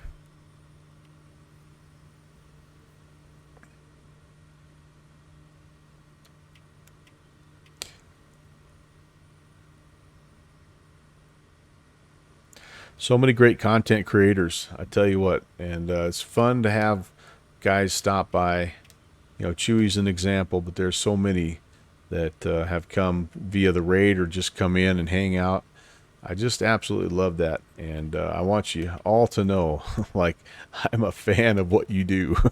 If I'm a friend of yours, it's because I like the content that you're creating and the thing that you're delivering, and I try to take those innovative ideas that you throw out there on stream, and I try to take a version of that to use on mine. I can't do everything, like you can't recreate some of the stuff that you see on some of these people's streams, but it's cool to take just a bit from all kinds of different sources and kind of make your own chili, so to speak. Here's a lake, guys. I think we're getting close. When will we hear me sing? Oh, I don't mind singing. I'm a good singer. I just don't have much to sing. I sang, what did I sing? I sang Happy Birthday to somebody's daughter one time. I sang, I sang Barbie Girl, well, what I knew of it one time. I've sang 3 or 4 different times. Yeah. Actually, I'm not a very good singer, but I don't mind singing on stream. Get me a song. All right, yeah. Yeah, my mom is a musician. She's actually a music teacher growing up, but she's also Shout out to Melvin Roy. Who's that? that's our buddy Chew. That's the first time we met, I think, honestly, or like I knew who he was, and if I'd seen him a couple times, I went to rate him, and he's like, "Who's that?" That was awesome. What a nice dude, though. I mean, we hung out actually quite a bit at FS Expo, and which was nice of him because he was from the area and had a bunch of people that knew him, and but he took time to come hang out and visit with me. It meant a lot. I really enjoyed visiting and get to know him. What a great guy. But anyway, I don't remember what point I was, but do a barrel roll. Yeah, no, crambulance. I've already crashed once. I've already overstressed the airframe once. I'm worried to do that again. He should have. I wish he would have been here last week, man. We had lots of that kind of stuff going on with the Virtual USA Flying Club Air Show. Yeah, it's not rated. That's right, turn and burn. Plus, I don't think I could execute. Like, you would think just a basic barrel roll would be pretty simple. No, it's not. It's hard to do. It's really hard to do. All right, what was I doing here? I was looking for... All right, so I've got... Here's what I'm kind of trying to look at. I think this big lake here is Lake Grovenzor, and I want to kind of clip this little arm and just keep going to this larger lake here, the Nakanick Lake. Keep it down nice and low. Bring it on home here. Winds are favoring now, kind of a westerly approach, so 240 at 5. Yeah, I think we're just going to do, I think 30 still going to be our approach. Oh boy, see, there it was. I just about got going too fast again. I got to do a better job of paying attention. Pay attention.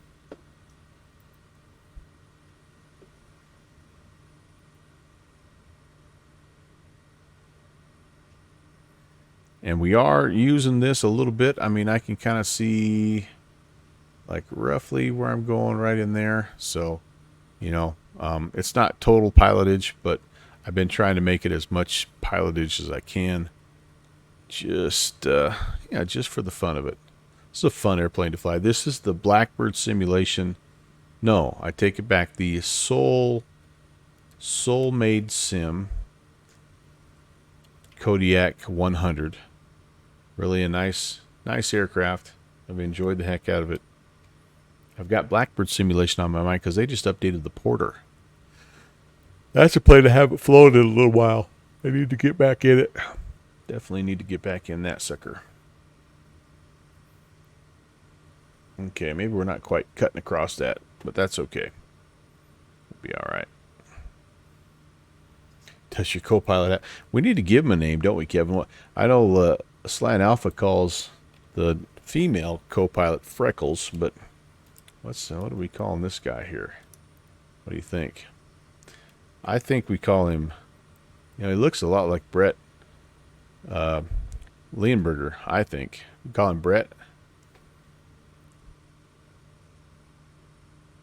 Sherman. Ooh, Sherman's not bad.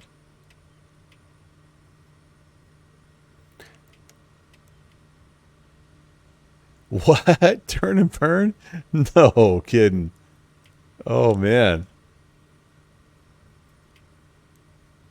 those things are pretty high performance, so they probably, like, that's probably not a big reach for, probably not a big reach for, you know, like a Gulfstream. Dang.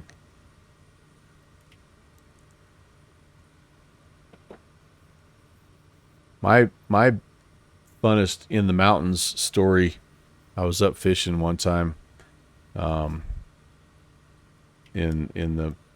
in the winds here in Wyoming, and fishing on a lake, camping with my brother and his family, and two stealth bombers came flying over. I don't remember which variant they were, but it was pretty freaking cool, man. They were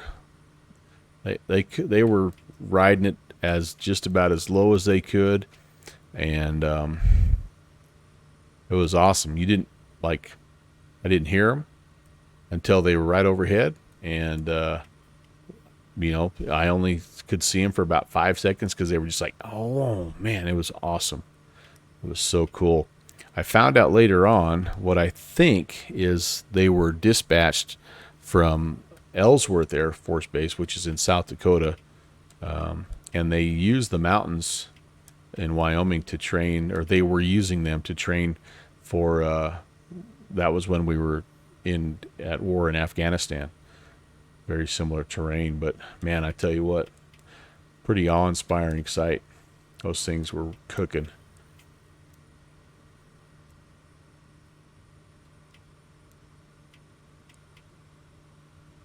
SimWorks Studio. Yeah, I said Soulmade. That's a different.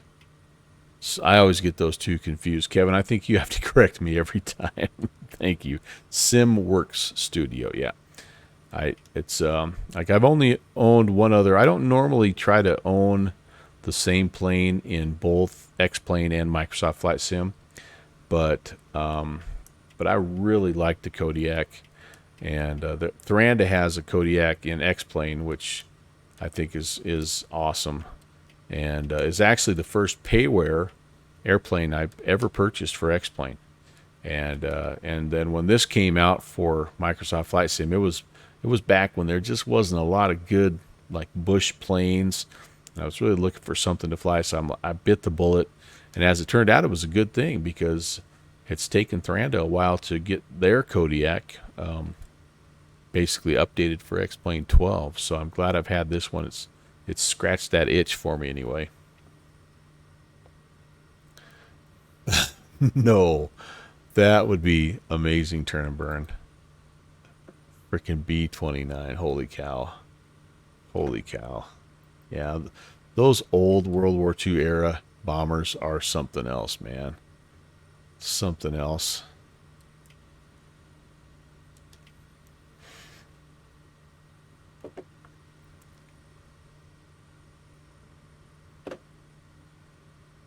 Smitty Papa, I don't have that. So that's a separate, like an add-on to this base pack, or do you buy it totally separately if you want the amphib? I'm starting to get to that point where I'm having a hard time trimming things out again. Yeah, Smitty's next. I know you are. You love that Challenger. Mr. Challenger, John Smitty.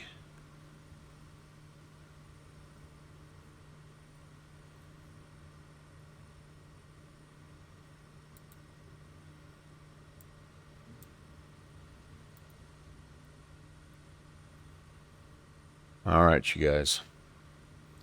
We need to head up this lake here, and we need to get ourselves if we were going to shoot the VOR, which I wonder if it would behoove us to put the frequency in.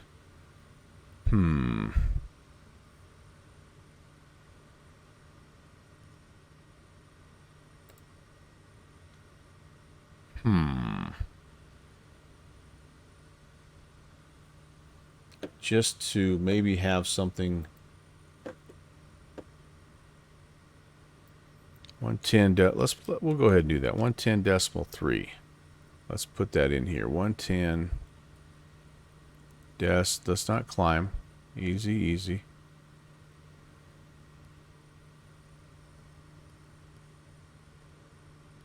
110.3. That'll give us the localizer.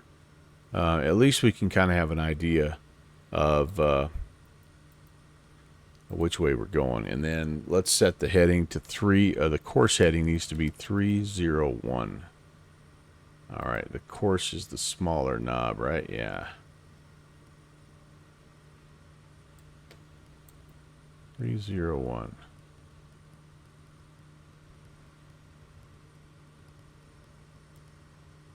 So that'll just give us maybe some situational awareness here. We won't. It doesn't look like we're going to need to follow it per se, but we do need to go around this little hill. I see that in the. It's sort of tough to see, but I think that's this. That's this guy here. We're kind of down here, I think. Yeah, maybe not. It might be. Yeah. Regardless, we've got that. We've got that set up. Trying to get a situational awareness here based off of. Oh, jeez. I just about oversped again. My goodness. I gotta pay attention to what I'm doing here, guys. Wow. That would not be good. 2 in a row. Would not be good. Okay. Straight and level flight, please. My goodness gracious. All right. This is the Illick Arm that we're over right now. And then this is Lake Brooks. We want to be right up in here.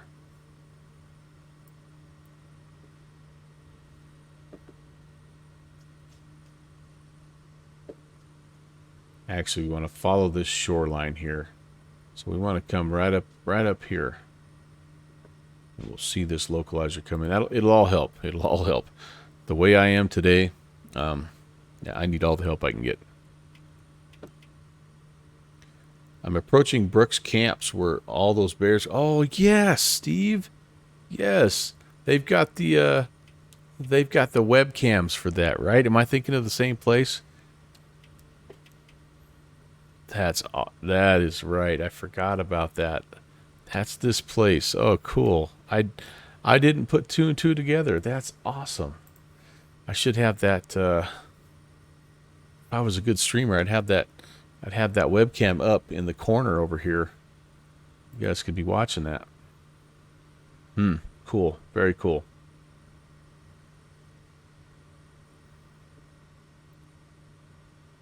The outflow at Brooks Lakes is one of those falls. So that what he's talking about is right over here. That they've got a webcam set up, and those big Kodiak brown bears are there during the salmon run, just gorging themselves. And they've set up. I don't know if it's right here, but they've set up a webcam, and like it's funny because the community has like named all the bears, and they every year they check to make sure they all come back, and yeah, it's pretty interesting. One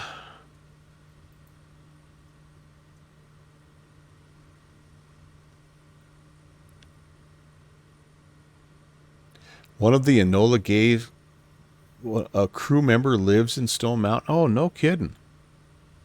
But yeah, might be passed away by now. Yeah, there's not a lot of those old guys left.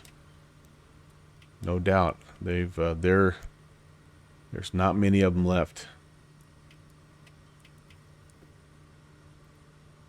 All right, gotta see if we're generally making our way again. We want to just kind of follow the shoreline here. So we're kind of just staying along the shoreline. That should put us on like you see, a pretty good intercept heading. And not sure why we're not. I think we must be. Oh, there it is. There's our airfield. Okay, there's our airfield. So we're on the right track. We've got a little ways to go yet, but we're on the right track.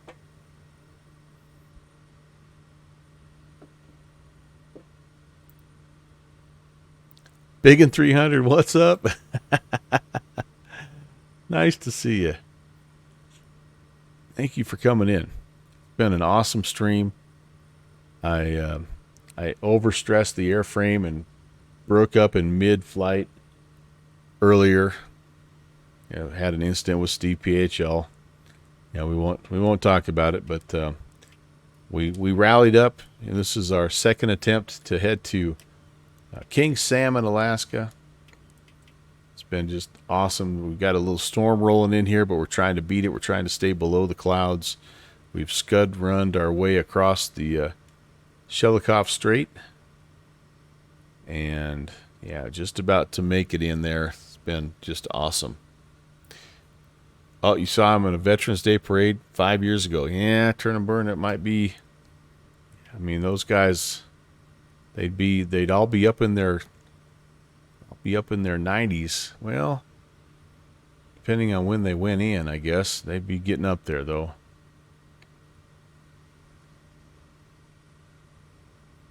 You're watching Moose? Yeah. How did he enjoy that new F-28? It's probably why the mod has been so sensitive. Everybody's been making Fokker jokes today. I know Conti flew it. I watched him a little bit, and he seemed impressed with it. I know 757 Spy has been flying it a little bit, and he likes it. He loves it. Okay, very nice. Yeah, I tell you what, that's, again, guys, that's kind of that is a bit of a weak spot for me, those vintage airliners. And I know Just Flight also has the BAE 146, which is really a very nice add-on for MSFS, but I've got that in X-Plane 11, and I asked the Just Flight guys at FS Expo if they're bringing it to X-Plane 12, and they did confirm that they are. They didn't give me any timeline, but they just said yes, it will be coming over.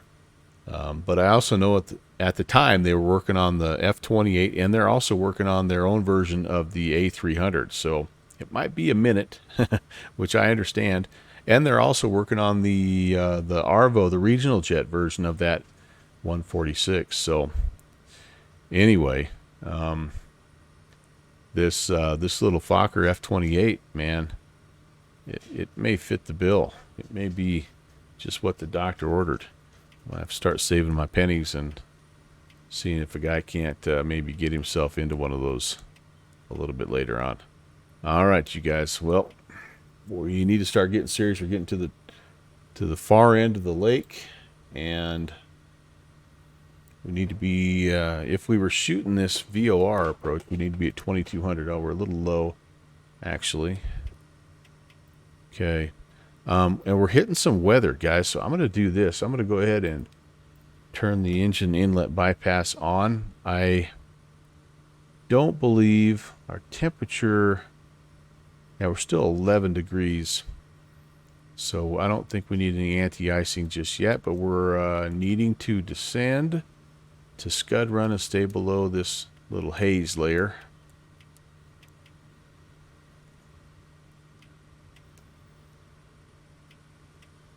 If I could have not overstressed and crashed about a half an hour ago, I think we would have timed this just perfectly. Oh, you made a Fokker joke and he wasn't happy. Yeah, you got to kind of be careful with that stuff, right? His stream's a lot like mine in the fact that we try to keep it family friendly, and so you do kind of have to read the room a little bit on that there. But do I use a yoke and a I do. I've got actually a honeycomb for both. Yeah, I do like both of them, and they come in very, very handy. All right, we've got a localizer here, you guys. Again, this is a back course that we're going to be tracking, but it'll help us. It'll help us as we come inbound, and it's closing in more and more and more. Oh boy, this could be interesting, you guys. Could be interesting. We're slowing her down a bit. We're going to get into flaps range. We're going to try to ref it out. Again, right about 70. We can, if you go full flaps on this, you can bring it in at almost like 50 knots if you had to. I think our airfield's right over there, guys. We're going to just swing around. I'm just trying to compare with the chart here. Swing around the far end of the lake. I think that's what we want. Yep, just right around this far end here. I don't have visual just yet. King Salmon traffic, Kodiak 816 is about 5 miles to the southeast of the field, inbound runway 30, King Salmon.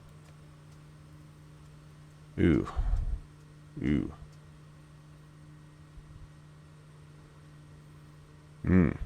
This is getting kind of serious. Getting kind of serious here, you guys. Can't go too much lower. I might end up turning this into an instrument approach after all, guys. All right, lights are all on. Temperature's still 12 above, so we're okay. It's getting thicker, and you can hear my dog playing in the background there. He gets annoyed when he has a toy and no one else is watching him. He gets annoyed, and so he likes to let you know he's got this toy.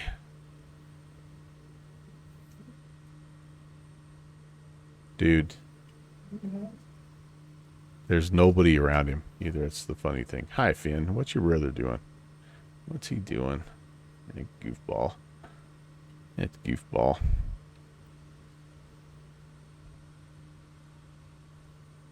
We gotta be close.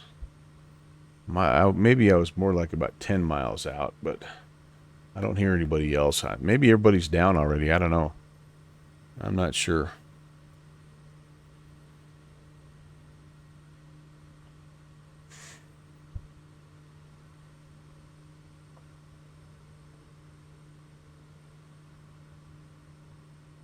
Okay, just kind of skimming over the tundra now, you guys. 500. Oh, man. Eric flight. Man, we've had all kinds of great raids tonight. Eric, welcome. Welcome, Raiders. We're about 5 miles out from King Salmon, just about there. Great to see you guys. Happy Thursday evening or Friday morning, as the case may be. We are marginal VFR currently, and we were told the PIREPs, the latest PIREPs said we were okay on a scud run, so we're hoping to keep it on the visual here if we possibly can, although we do have the localizer tuned and ready just in case. But we're expecting, I can't imagine we're more than about, oh, there comes the localizer, in fact. So we're within a couple, 3 or 4 miles, I would say. Maybe I'm just looking for the river here. Yep. All right, where are we at here? Where are we at? 500. Check. All right, let's get back. Oh, gosh dang it. I'm all over the place. I'm all over the place.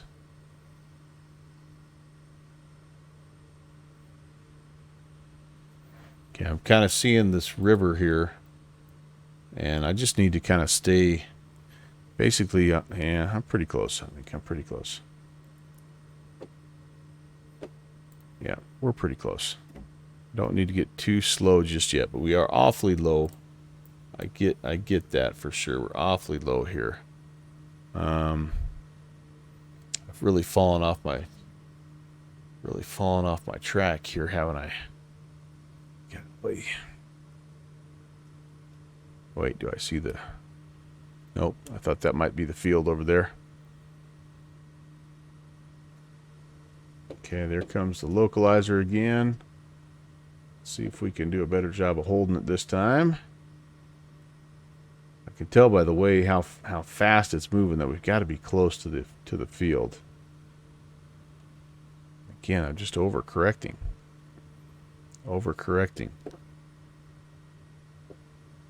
Okay.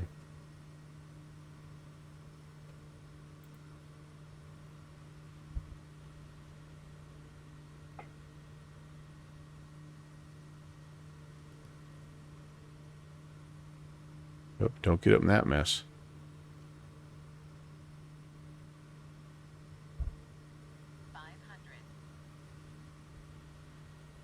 I'm going to go a notch of flaps here.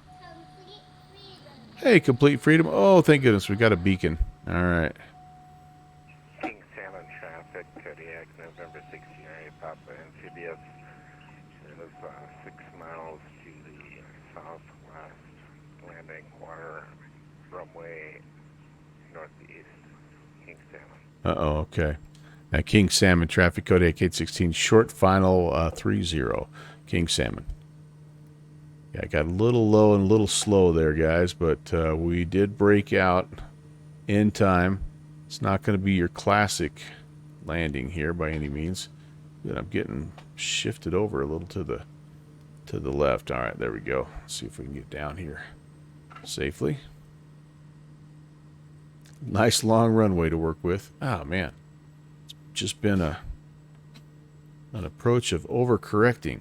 Now I'm all the way over to the right. All right, down we go. Man, oh man, that was not good. I am full right rudder. Wow. Okay, a little windier than I thought. A little bit windier than I thought. I think I need to back taxi now as well. All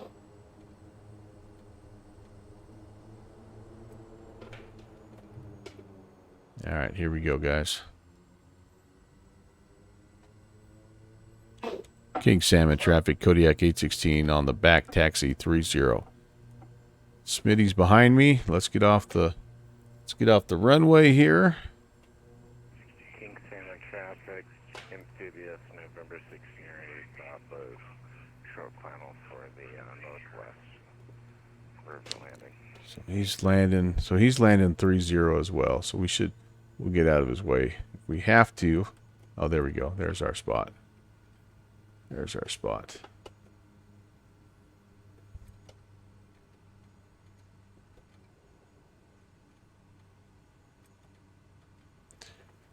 King Salmon traffic, Kodiak is clear 30. Okay, I don't know. There's a few buildings here. Again, this is just all default, so I don't know how much is here. Like a little terminal area, I think. I remember looking at it while I was scouting locations and thinking, oh, this looks pretty cool. You know, nothing crazy, but set in a really pretty spot, obviously.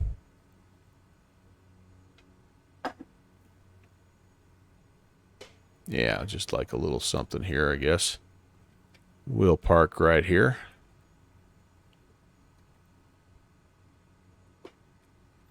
And I got my flashies going. Everybody's getting blinded on the ground.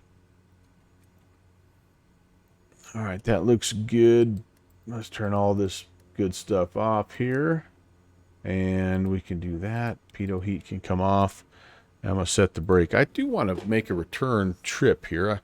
I was planning on heading back, and I think I'd like to go back to where do I want to go back? I think I'd like to go back maybe to Kodiak. So PAKN to, what was that again? PAKH. I think that's going to be about like 45 minutes or so. Depending on, oh, let's see. No, we're not doing 450. How about 150? Yeah, less than an hour. I think we can do that. Guys up for that? You want to do one more leg here? Oh, can you get some help with the controls? Oh, well, sure, man. Like, be happy to help you out. Are we connected via Discord, or is there something? Ask away here, and I'll try to help you out as best I can. Yeah, absolutely. If you've got some Bravo stuff that I can help out with, and if I can't, I'm guessing that there's somebody on the channel that'll be able to. Okay, we're gonna take a little fuel on here. We're gonna pretend that we powered off and took fuel. And I'm sorry if I missed your question earlier, but happy to help out. There's my Discord link. Yeah, Big, and just connect with me, man, and ask away. We'll try to figure out what's going on. Just started raining at Port Hayden. Okay, cool. So yeah, I think that whole area here. I turned my weather off, but yeah, you guys can see kind of. There's Port Hayden, and oh, you've got a mile and a half. Ooh boy, rain and mist, overcast 800. Yeah, this is about the same. 7 miles of visibility. That's a little bit better visibility, but similar conditions with everything else. Yeah, yeah. Pilot Point, that might have been the one to go to. But I think we'll plan a little turnaround flight here and head back. And yeah, why not? Why not? All right, good deal, Big. And looking forward to talking with you about that. And appreciate your patience there while I get things squared away. Altimeter on the ground here at King Salmon 3018. Let's set that guy here. 3018. There we go. And I'm going to file a flight plan for the way back. Just want help putting controls where, okay, absolutely. I can share with you kind of what I've done and some of the things that have helped me out as well. So yeah, happy to help out. Hey, what are you doing there, Fin Dog? What are you doing? All right, let's do another flight plan here. We're going to be this time southeast bound. And we're going to be going from King Salmon to we said Akiak Kilo Hotel. And I will still use Kodiak. Hey, get out of there, please. Get out of there. I'll use Kodiak as my and actually I'm gonna do PAKQ. This will be Benny Benson. That's lighted and the whole works. So about an hour. Yep, we're good. We're good. We're gonna go on our way back here. What do we need? Let's turn this off again. I want to just try to kind of do a little bit more of a straight shot here. So what do I need altitude wise? 2,300, 81, 37. So yeah, okay. So here we go. Like I've got 5,300. So if I went eastbound, I need at least. So I need to be basically 1,000 foot clear of this. So I'm gonna go 75. And that should be good. There's only 7,500 I think will be fine on our way back. All right. Everything looks good there. That's filed. We're ready to go. Let's see if Smitty made it down yet. He was on short final. And I don't know that this has a... Not sure this has a water runway. Some of these strips have a water runway right next to the other runway. It's really cool. All right, bypass coming back on here. We'll go taxi light, nav light, beacon can come on, and we're still squawking. Oh, we're squawking 7,000. I don't want that. I need to, and we were on standby the whole time. All right, I need my code to be 1,200. Alrighty. Now let's come over here. We will actually just put a direct to in for this guy, and maybe if I can figure out how to do it. Direct to, let's go flight plan. Do I have to do this? I tell you what, we'll do this as we get airborne.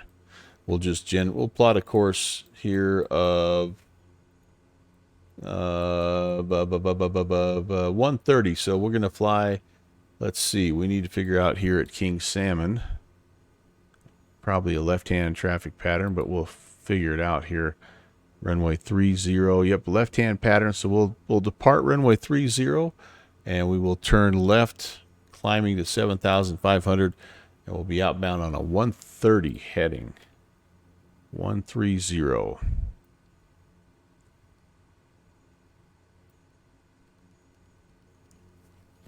And then as we get going, we get up clear of the terrain, then we'll put in our official flight plan into the GPS here, and we'll use a little technology on our way down for our second leg. That's okay. I don't mind. It was fun doing this first one, kind of more just looking out the window, but it's also not bad to stay current and practice both sides. All right, brakes are released.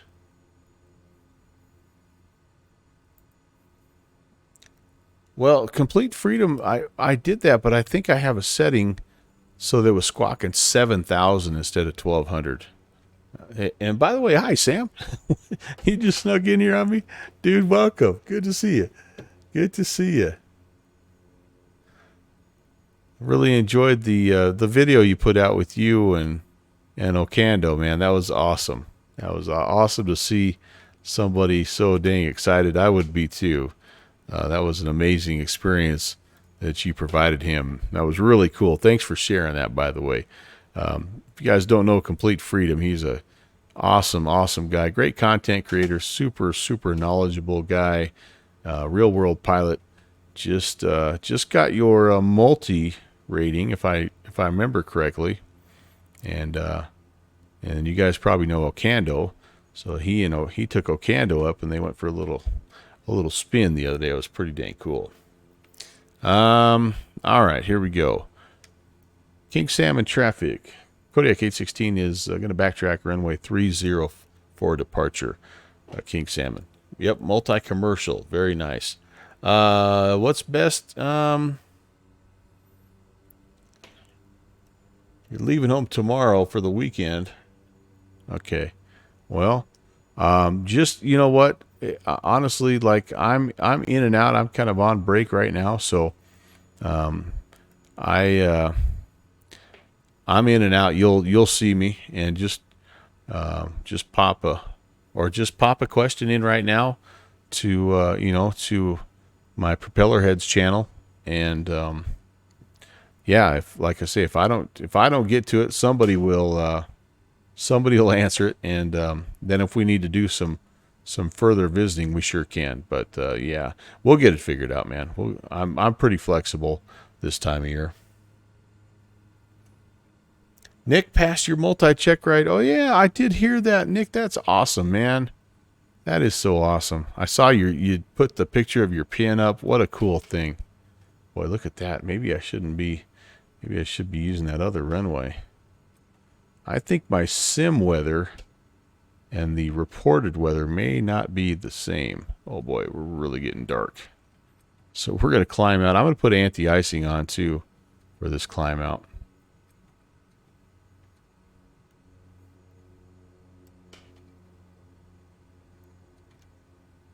This thing has really good anti-icing. Very, very instrument capable aircraft here. And the other thing I need to do is I need to figure out, I need to turn up my lights.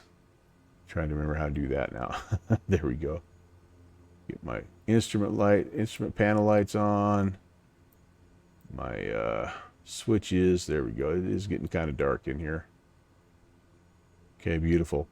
Okay, pitot heat's coming on. Anti-icing is coming on. Bypass is on. All my landing lights are on here as well. And I think we're ready to rock and roll. Oh, I won't be able to help you with that. I've not done that in a long time, and I've not tried that with the new shared cockpit technology. But there might be, again, somebody that I think Smitty has done a little bit of that. So there'll be somebody on my stream that can help you out. All right, where are my flaps at? Flaps are set for takeoff. Okay. King Salmon traffic. Kodiak 816 is departing runway 30. Will be a left-hand downwind departure to the southeast. King Salmon. All right, away we go, you guys. Yep, there's that crosswind. Oh, man, oh, man. Oh, full right rudder, full left aileron. There comes my airspeed, 50. 60. This is going to be a little bit of a rodeo, folks. And rotate. Up, up, and away. Yeehaw. Oh, hold the runway. Hold the runway. I'm not doing a very good job. Duh. Complete freedom. Nick, look away. Look away, real world pilots.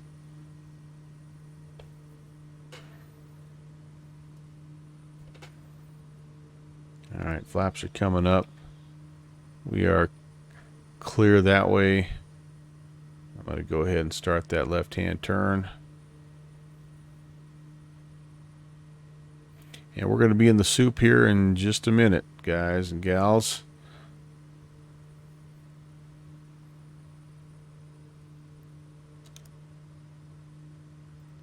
Arm the heading. I'm going to arm that, and we're going to go ahead and jump into autopilot.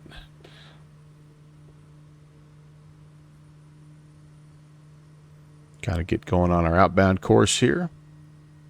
King Salmon traffic, Kodiak 816 is turning on the left-hand downwind, departing the area to the southeast. We're climbing through 1,200. Complete freedoms. Yeah, I've actually heard more than one real-world pilot say that like it's just such a different, like, don't get me wrong, right? The sims we have are pretty incredible. But they are a whole different beast when it comes to, you know, real world flying, and so the skills are not always transferable just because the sim doesn't react the same as the real airplane. Plus, and you can correct me if this is wrong, but I've heard a lot of the pilots say, look, the one thing that you don't have in a sim is in the real plane, you can feel what's going on. So like you can make corrections based on what you feel with the airplane when it rolls or yaws or pitches, or there's a little bit of wind coming off of one side. Like you make those corrections just without thinking about it. Whereas in a sim, you have to visually see it and then you react to it and correct it. And it's just like that's the big, like no one has a full motion simulator. Yeah. But it is a good way to build muscle memory and know your way around a cockpit. If you happen to kind of have that, like, I don't know if you guys follow our friend 8033 Foxtrot, but Michael has that full in-home Cessna simulator that he's built. Amazing simulator, and like he's built it so that he knows exactly where every button switch is, and he's used it to work on his pilot license. It's been pretty dang cool. Ooh, gosh, you know what else I forgot to do, guys? 7,500.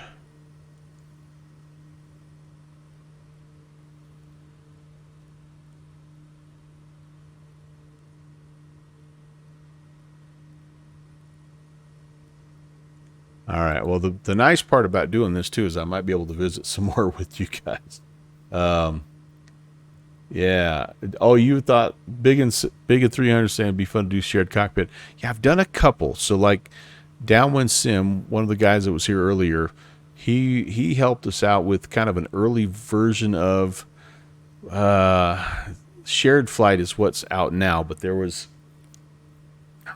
one that was an X-Plane 11, and I remember he set it up for, I think, 2 or 3 different planes, and it was actually pretty fun. One of them was the 727. The 727, the Fly JSM, and that was fun. We actually flew together, he and I flew together with Slant Alpha, I think, and there might have been somebody else too that I flew with, but it is kind of fun. It's a whole different deal as well, because like when you are used to just flying single pilot, you kind of come up with your own flows and your own ways of doing things, and they're not even close to what happens in like if you're in an airliner with 2 pilots.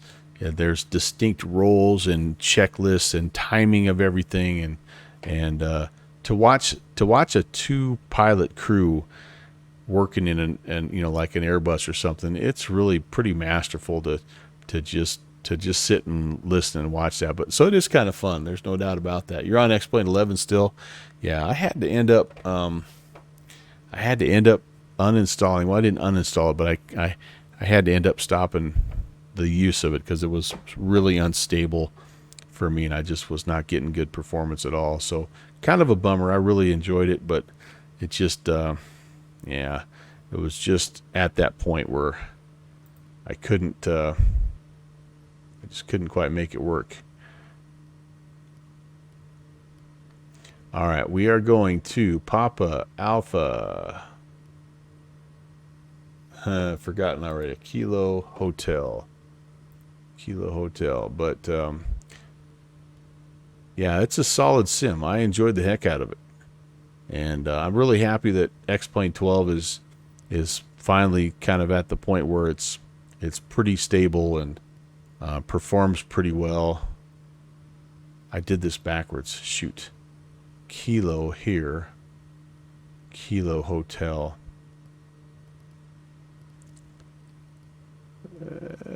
Oh man, there we go. Akiak. We'll activate that. We will go into nav mode, and I have to. Sorry, I got to change my CDI to GPS mode. Now I can go to nav. There we go. And we'll track that. We'll climb to 7,500. And right now is when you hope you read the charts correctly, because you can't see squat. You got to hope there's not a mountain in front of you, but I think we're going to be just fine. Oh, Rob, you and me both, dude. You and me both. I love that plane. I love that plane. You are gonna make the move to X-Plane 12.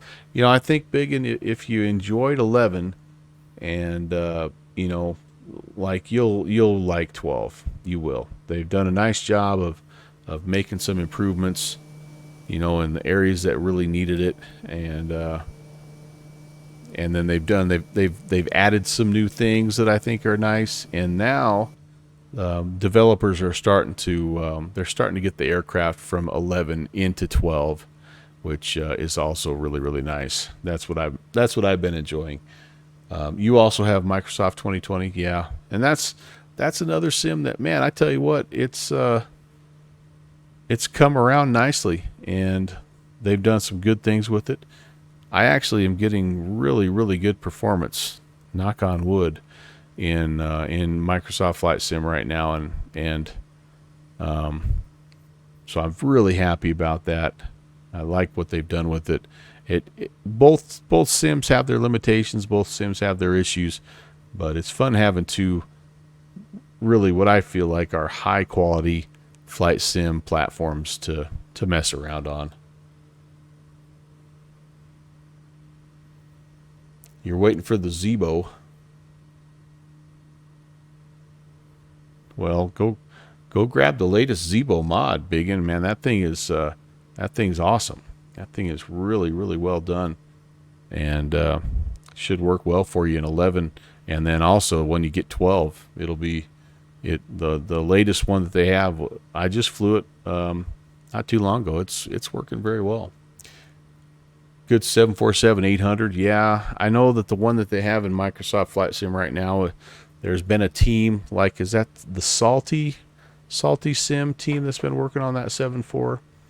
They're making progress, but yeah, I know that's a little bit like 747 fans are like kind of like that. They're like, we really just need a good one. Yeah. Oh, Smitty, so I thought you had done one with the Challenger, because I knew the Challenger, but maybe that's different. Does the Challenger come with its own shared cockpit, or maybe I'm thinking of someone else, John? That could very well. Oh, actually, hold on. You just said that. I need to read all the way through your comment there. Yeah, the best shared cockpit you've experienced so far is the Hot Start Challenger built in. Yeah, okay, gotcha. It's its own. Yeah, I need to just read all the way through, John. I'm so sorry. Yeah, so shared flights out there though, and I know that there's like I know Sim Caesar, like that's what he uses when he does his jump seat. That's our we're 6. We don't probably need anti-icing at this point. And it seems to work fine for him. But I just like since I've moved to X-Plane 12, it's always been on my list of man, I need to do that. I need to do that, and I just have never been able to do it. So, yeah.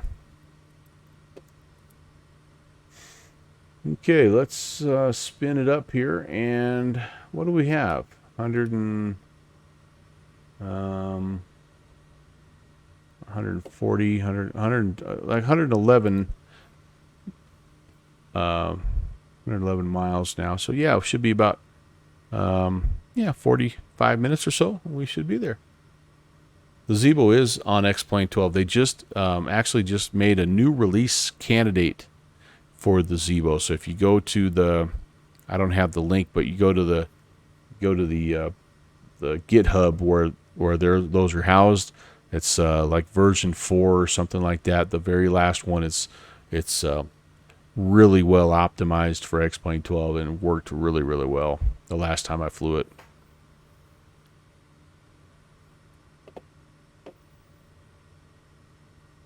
Complete Freedom's not done shared cockpit yet, but Captain Arash and I are going to do that on his stream soon. Oh, man. So are you going to, Sam, you're going to use the shared flight one, I'm assuming? Is that right? You're getting X-Plane 12 now. Yeah, that plane is working really good. Biggin. So the other one that's working pretty well, if you like that type of plane, is actually the A330, the default A330 in X-Plane 12. If you're an Airbus guy, that plane's working actually pretty well. Also, it just got an update to the FMC, which is really cool. I also really like the if you're a GA Bush pilot guy, the default Laminar Piper Cub. It's a Super Cub, I believe. It's a really fun plane to fly, just right out of the box. And the Citation, the little biz jet that they have in there, is also really well done. So, like 3 planes that I know of, and I haven't really tested any of the others. You know, like they've got an SR-22 and whatever Austin flies, that Lance Air thing or whatever. But I know the Airbus, the Piper, that Super Cub, and the Citation X they're all fun, high quality freeware. So you want to fly a 4-jet plane or 4? Oh yeah, so you're gonna have to. So the one I would recommend to you then is the Felis 747-200. And I don't know what your budget is, but right now it's like the July 4th sale is still going over on the Org Store. So you can pick that thing up. It's $50, and it is, I think it might be the best of any of the jet aircraft right now, regardless of like I think obviously the Zebo is nice. The PMDG, very, very good. The Tolus Airbus is high quality, but that Felis, man, for what it is and what it represents. Now, it's not an 800, it's a 747-200, so it's not going to be your modern 7.4, but that thing is a masterpiece. It is an absolute work of art. Smitty, you're right, and so that's what I should probably preface that right of the planes that I have right now. And yeah, that Challenger, I hear great things about it. I do, and I see you flying it all the time. And actually, everybody who has it loves it. So I mean, there's no doubt it's one of the best add-ons of all time. That Todorinko did a great job with that. Some of those, man, they just come together just right, don't they? And like everything just clicks. And that was definitely one of those. Well, I tell you what, Smitty, I try to, for sure, I try to do as much of the stuff on stream that you guys like as possible. And so that might have to be a purchase here at some point in time. No doubt about that. I wanted to get that MD-11. That was my excuse me. That had been on my checklist as the next plane to get, because I just wanted a good freight, 3-hole freighter. And when I flew to Flight Sim Expo, and I drove into Denver International and Cargo City, man, it was nothing but those big freaking MD-11s just all sitting there, all those UPS MD-11s. And I'm like, okay, it's a sign, man. I need to bite the bullet. And then the July 4th sale came, and it went on sale, and I'm like, all right, there's another sign. So, so I was able to pick it up. So, but yeah, I've been holding out. And I don't know why. Oh, hey, look at that. Oh man, look at that, Smitty, 20 months, dude. Holy cow. All right, we're going to get rid of you. We're going to get you. Oh, that's gorgeous. That is gorgeous. Thank you, John. You are too kind, sir. Oh, that was really cool. 20 months. Man, oh man. How much is FS Expo? The tickets to the show, I believe, were kind of in the $90 range. That got you access to all 3 days. Plus, it gave you a chance to be, get invited to some of the after parties and things like that. Really, the big expense with FS Expo is getting there, right? It's traveling, because you got to get a ticket, probably to a plane. You have to get a plane ticket because you're probably traveling by plane, and then you got to get a hotel room and all. That's where the big expenses come from. So, I don't know. It sort of depends on how far away you are and how much traveling you have to do. But yeah, start saving now, because I promise you, you will not regret it. You will not regret it. Isn't that the weather and the clouds in Microsoft Flight Sim? They've really done an awesome job. They've really done an awesome job. I know people are a little freaked out about Microsoft Flight Sim 2024 coming out, and they're like, wait a minute, what gives? But like, if you go back and look at the roadmap of MSFS 2020, they've pretty much done everything they wanted to do. I mean, they've really just about got everything as what they've wanted anyway. And then I think that from what I hear, they're just kind of like running out of, like, there's only so much capacity for the particular sim, like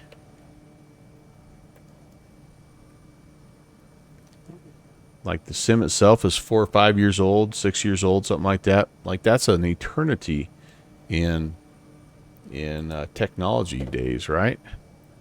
All right, let's see. One more. I promise I'll stop.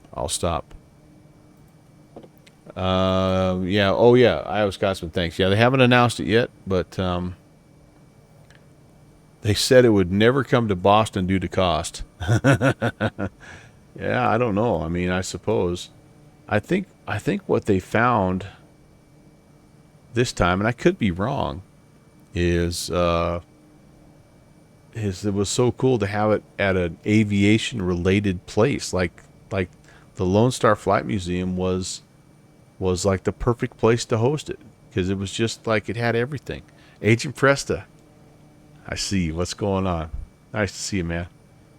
Yeah, we got dubs going right here, flying from King Salmon back over to Kodiak Island.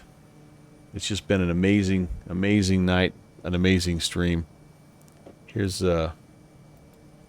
yeah, King salmon to we're heading to Akiak, which is on the southern part of Kodiak Island right now. So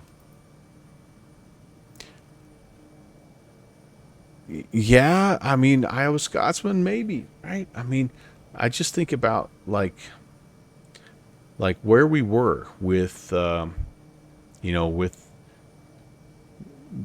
being as close as we were to Houston Hobby, which had the other flight museum, which is where one of the barbecues was held on that second night, and then of course you're down there next to the Johnson Space Center, and I mean Houston has a ton of aviation related industry and history, and yeah, it was a great call. Whoever thought of that as being the place to go was really, they deserve a raise, because that was an awesome place. Gosh, that is so beautiful. That's even more beautiful than that one right there. Let's do it. I promised I wouldn't do another one, but we got to do it. Have to do it. That's a keeper right there. Is a keeper.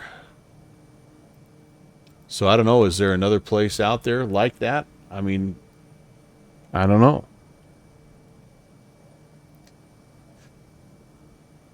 Selfishly, I wouldn't mind that either, because I've got some family that lives down there.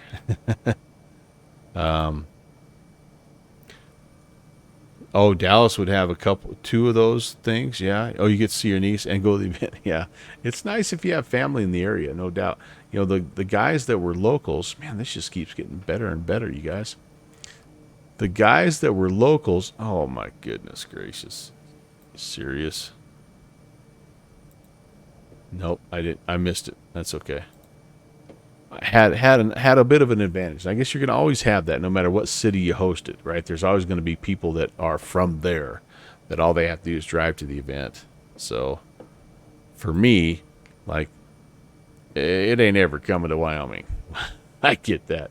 So I don't mind traveling. Like, I think it'd be cool to, let's have it in Anchorage or something. Let's go someplace I've never been. Better and better until I enter the storm cloud. That's right. Probably looks good from this angle now. Nope, because that's where the sun's at. Yeah, that was cool. That was cool. All right, let's hop back in here. Get some rain. I better make sure that my temps are staying where they need to be. 5.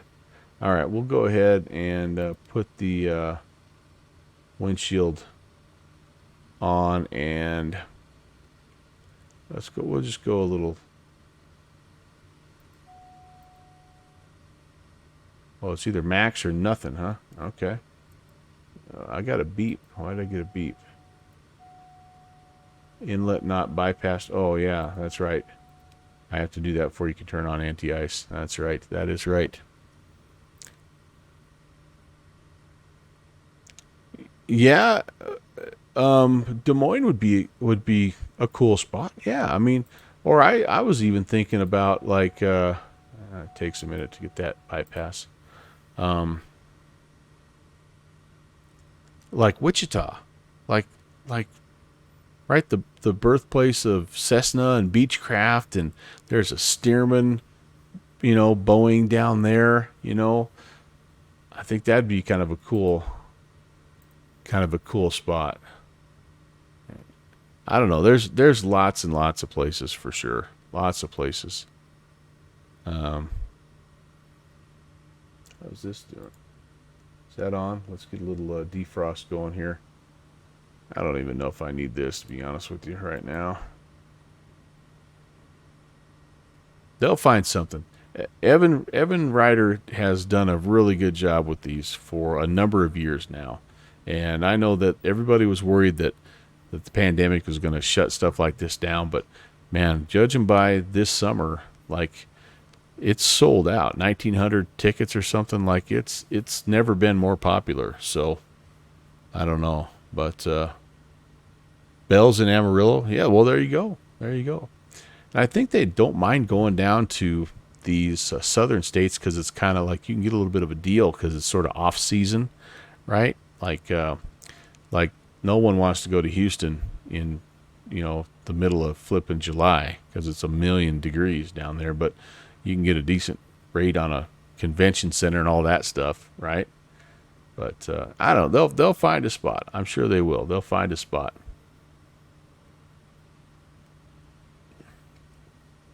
Yeah, Ron, we gotta get you there. we gotta go out and have tacos, man. That was the best part of that, was going out and getting some Mexican food with people and just sitting and visiting. It's awesome to visit with you guys here on stream, no doubt about it. But there's something about just being able to break bread together. It's just amazing. Yeah, not sure about that yet either, Biggin. It has not been announced. Generally speaking, it's in the summer, but the exact date not announced yet. So really, a lot more kids. Yeah, and I guess I don't have anything to compare it to. I guess I didn't notice that there were like tons and tons of youngsters running around. There were some, but yeah, it wasn't like I felt like it was overly, like there was just way too many teenage kids or younger.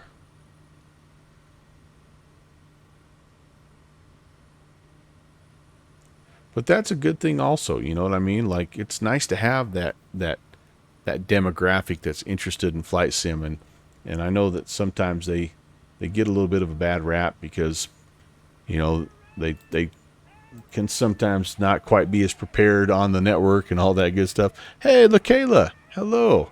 Welcome, Raiders. Welcome, you guys. Man, you stay up late on a Thursday night, and everybody comes and hangs out. Thanks so much. Great to see you, Kayla. Hope your stream went well.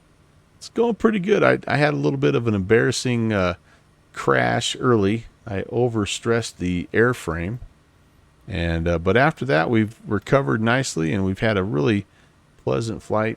We flew from Kodiak Island over to King Salmon, and then now we're flying from King Salmon back to a different airport on Kodiak Island.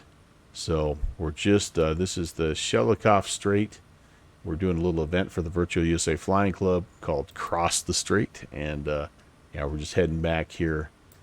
So it's been a great night. A lot of people have stopped by to say hi, had some good conversations, and you had a good one. Struggle with multiple lokes in Derail Valley, and your first true derail. Oh no, QB, hey, you forgot about the event. Yeah, you know what? It's okay. Check the event calendar, because we've got some good ones coming up. For those of you guys that don't know, again, this is the Virtual USA Flying Club's Cross the Strait event. It's one of, how many have we had?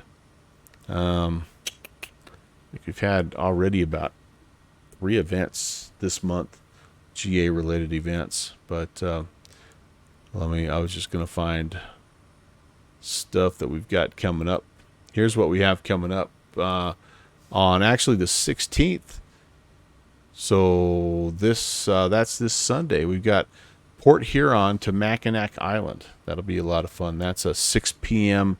my time, which is midnight Zulu on Sunday night. And then coming up the following Saturday at it'll be 7 a.m. So that's 1300, I think, Zulu, really early. It's an event called Cinnabons for Breakfast, and that'll be, again, lots and lots of fun. Those early flights are cool. Then Eric Flight, our buddy Eric Flight's here, and he's doing his flight around the Gulf of Mexico. He does this fundraiser for he used to kind of mirror a bicycle route, but he does a fundraiser for the children's oh geez, I don't want to get the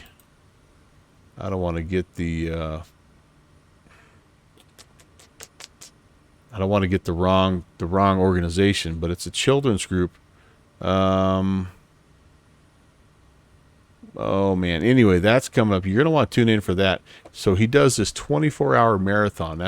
He's going to start it on Saturday, June 29th at 6 in the morning my time. You go all the way through Monday, 6 in the morning, and he raises money for a kids charity. I'm going to look and see if I can find what that kids charity is, because it's such a worthwhile deal that he does. And I think this is the third or fourth year that he's done it. He's raised just thousands of dollars for this organization. It's been really awesome. Oh, there it is. Yeah. The second one was the bicycle route. The first one. Oh, that's right. The first one was the airmail route. So you've been switching up. There you go. Children's Cancer Research Fund. Yeah, absolutely. Please do share that donation link, guys, because even if you can't tune in, you can make a donation to him, and the guy goes out there and just works his tail off for 24 hours for kids.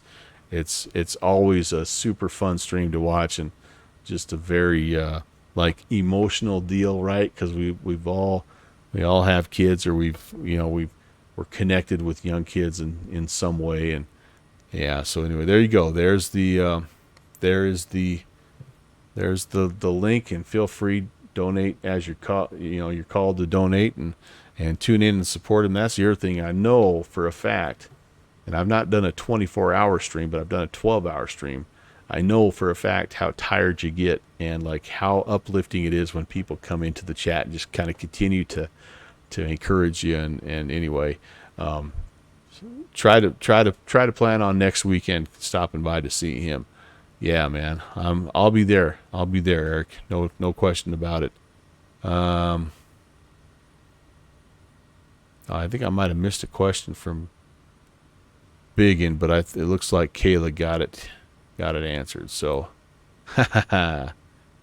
yep, very good. And so anyway, that's what we've got coming up here in the next couple of weeks at the Virtual USA Flying Club, and would love to have you. If you are interested at all, if you like general aviation, here's the link to our Discord.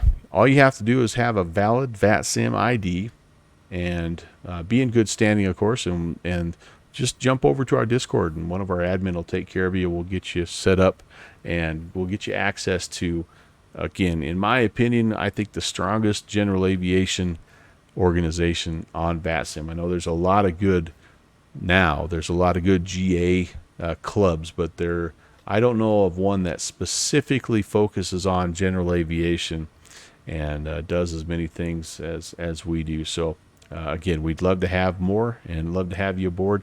There's just so many awesome people with such amazing expertise, and they're all so willing to share and help out, like guys like me that love to sim, are not real world pilots, but just love to learn about the process with the different aircraft, just so that every time out I feel like I'm flying it maybe just a little bit more authentically than the last time. And disregard my overspeed crash that I had an hour ago. It was to LaKayla. Okay, Biggin, thank you. All right, Kayla, have a great evening. Thanks again for the raid. Thanks for stopping by. Always a pleasure to visit with you, and we will see you next time. Have a good night, Raiders. Okay, we're halfway across, guys, and it's time to look at a little weather report. So here we go.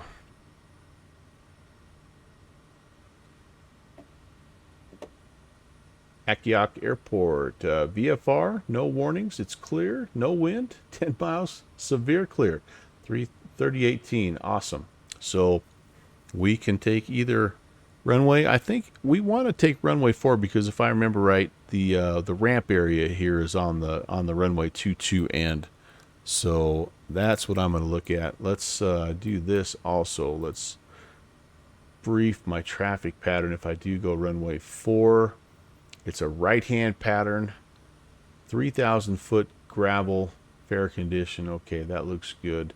And elevation's 44 feet. So we can start getting ourselves down. We can't get down too soon though, because we do have, some 1,500 footers here. So if I was, I think when I get over Olga Bay, I'll start to get pretty serious. Maybe I'll try to descend down to, I think I can descend down to 3,500 and be just fine here. I'll start to descend at the coastline here, because I'm just going to cut right across this peninsula here, and I should be fine at 3,500. Then Olga Bay will get a little more serious about our pattern, get ourselves down to pattern altitude. We will, if it's too dark, I don't think it will be, but we'll have to contend. There's a 1,700-foot peak right there, so we'll kind of have to work our way around that, maybe like on a little bit of a 45 to the right-hand downwind to runway 2. But that should be doable, I think. That should be doable. Oh, absolutely, Biggin. Yeah. So it sounds to me like you are most interested in like the Zebo type of aircraft, which is great. I think there's tons of resources out there, but I think the thing that I would recommend to you, and again, I don't know what your level of expertise is, like how much time. It sounds like you spent quite a bit of time in X-Plane already, so you may be a little past this, but like what helped me the most overall as a pilot as a sim pilot was there's a program called, well, it used to be called the Wings. Maybe now it's called the Wings program. Anyway, Boston Virtual has a program. I'm going to see if I can find it. Yeah, so now it's called the Wings program. I don't remember what it was called before, but this is a series of 30 flights, I believe. I think it's got 6 VFR and 24 IFR, basically lessons. And you do have to sign up to be a part of BVARTCC, which is free to do. But then you complete these kind of at your own pace, and it tells you exactly what the objective is of each one of these lessons, and what you say to ATC. It takes you through the whole works, how to read charts, like everything that you need to, like you say, take it to the next level. I grew more as a sim pilot doing those, and I did the program first before it was called Wings, and then I redid it because they came out with like an extra like 5 lessons, and so I went back and redid it just because it was that good. But yeah. So 13. So yeah. So I don't know if you've done this or not, but that would be the number one thing I would point you toward. And it will get you in some smaller GA planes to start, and then some quicker kind of turboprop. But everything you learn can be applied to really any aircraft that you want to fly. So if you want to learn how to shoot an RNAV approach or an LDA approach, or just all those things, like how do I depart a controlled airspace, how do I arrive into get permission to enter controlled airspace, all that stuff they teach you how to do. And I would start there. If you haven't done that, I would work through that, and that is going to be, that's just going to give you a ton of new skills. And then the rest of it, then it's just a matter of like getting out and actually flying, right? And flying in some events and starting small. Don't start with the Friday night ops into Atlanta. Pick an event like this. Pick the Virtual USA Flying Club and learn how to do some things with ATC, or sometimes, like, the point of our whole event will be how to fly through a controlled airspace and not have to talk to ATC. Those are always fun. Moncton Mondays are a good time to fly your jet in controlled airspace where it's not super crazy, that kind of stuff. But yeah, build up your skill base with the program. I know VATSTAR also has a really good pilot training program, and there could be others as well. But that's going to be where I would start. Iowa Scotsman just mentioned that VATSTAR. Yep, exactly. Virtual PPL. Yep.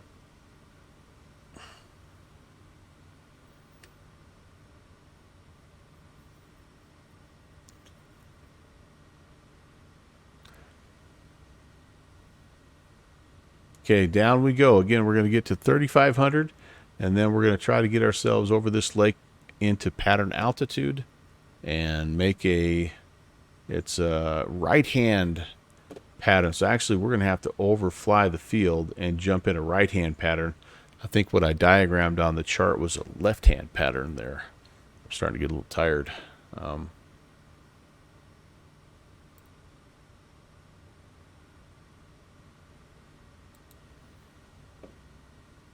And then we'll be calling it good. After that, it'll be our turn to go raid somebody. Spread the love, man. It's been such an amazing stream. I want to keep it going, you guys. So we'll find somebody for sure to go raid. It'll be a lot of fun. I've got a couple of people here in mind, actually. Very nice, very nice.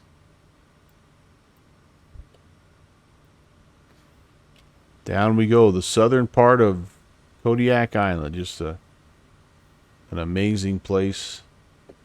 All kinds of opportunities to fly smaller aircraft. Hone your bush flying skills. You can get helicopters into and out of places up here as well. And we are blessed with an absolutely bluebird of a day. It does not generally look like this up here. In fact, almost never does it look like this up here. You nearly almost always have to make some kind of compromise in terms of the route that you're flying, just because the area, the location with the ocean and the high mountains, it just creates natural weather patterns that generally lead to some pretty severe conditions. But for right now, hey, we'll take it. I'm not complaining. We had a little bit of low IFR kind of toward the end there at King Salmon, but we got her down. It was not super pretty. I'm hoping this pattern will be a little bit better, and I don't have any excuses because it's severe clear with no wind. So if I screw this approach up, it's on me totally. I am on. How do you, or do I fly VATSIM? Yep. That. Oh yeah, Smitty got me. That's all I fly. I don't fly anything else. VATSIM. I don't really do multiplayer in MSFS just because being on VATSIM essentially does the same thing. But I think I get better performance if I have that turned off in MSFS. Yeah.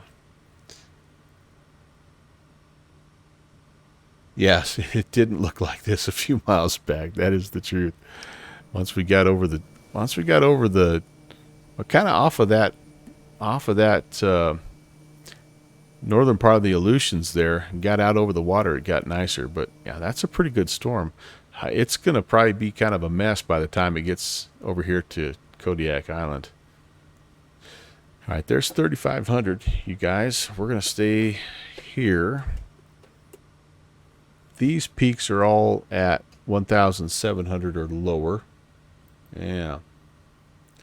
Yeah, absolutely. So big in, and I haven't done a very good job of keeping my Twitch schedule updated. I don't even know if it is updated, but like any of my flights, people are encouraged and welcome to join in. I don't do the same kind of like multiplayer flight that you see with some, like where you have me flying and 20 guys just hovering around. Like I try to fly it as close to real world procedures as I can, but I love it when people fly along with me. And I've got a few of my friends here that do that. Smitty's a guy that oftentimes flies along with me. Good Fixins is another guy. Downwind Sim, you saw him earlier. Rob Valkyrie is another guy. He'll probably be flying with me on Saturday morning. So I love it. I love it, and it's this is a hobby that is so much more enjoyable when you have friends to share it with. So yes, if you have time to fly along, I try to get the route out there as soon as I can, or at least kind of the departure and arrival airports. Yeah, would love to have you fly along, no doubt about that.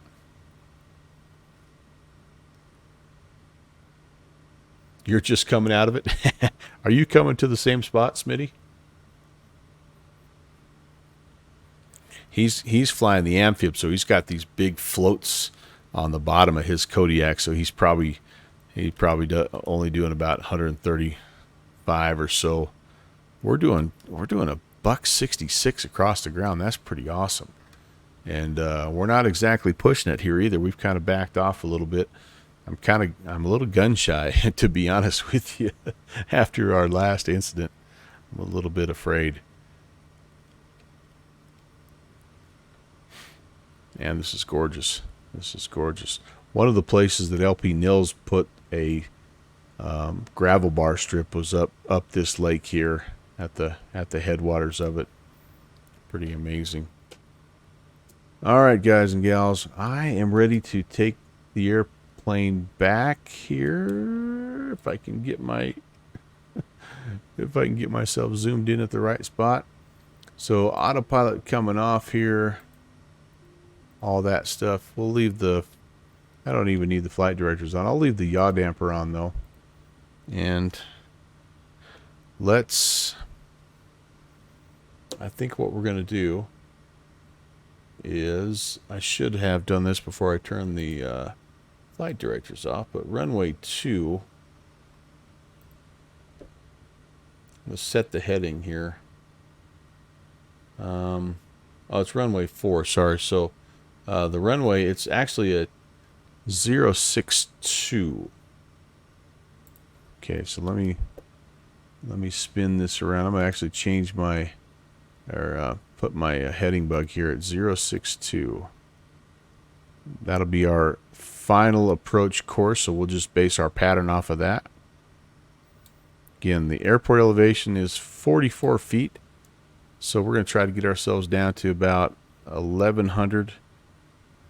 We need to obviously crest this little ridge line here. We'll overfly the field, drop down to pattern altitude, and see if we can't make a halfway decent approach here. Kodiak traffic. Kodiak 816 is 5 miles to the northwest of the field at 2,800 inbound, runway 4. Kodiak traffic. Not a very good call. And Kodiak traffic. Kodiak's going to be overflying the field and entering a right-hand pattern, runway 4. Kodiak. Oh, we got a little bit of a split in the hills here, so we can just kind of come down. Yeah, Cody Bear. Sorry, dude. Offing and hacking. Okay, let's get the speed off here. Get ourselves into flaps range. There we go. First notch is in.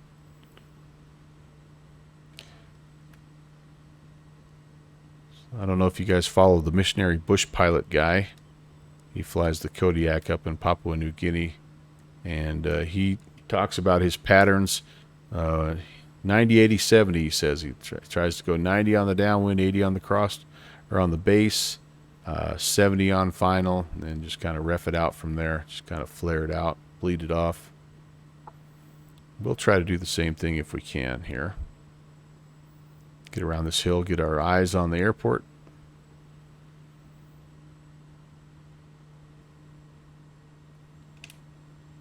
Okay, I do have lights on, anti-ice not needed.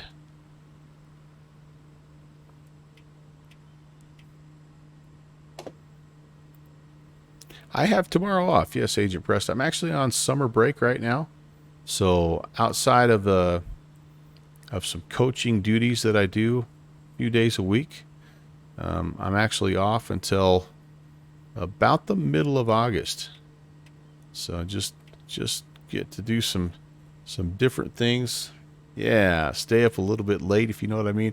I can't stay up too late though, because my wife does work, and one of the things that I try to help with is making sure that if the dogs get up early, I get up with them and get them fed and all that, so she can sleep till the alarm goes off, and I feel like I can always get a nap later on if I need to.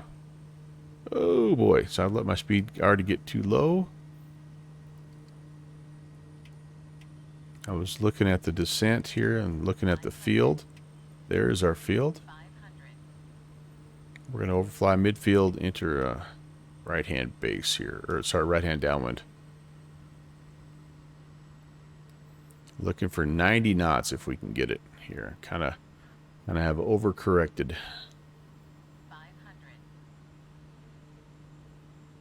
Kodiak traffic. Kodiak 816 is overflying the field at 1,000. We'll enter right-hand downwind runway 4. Kodiak traffic.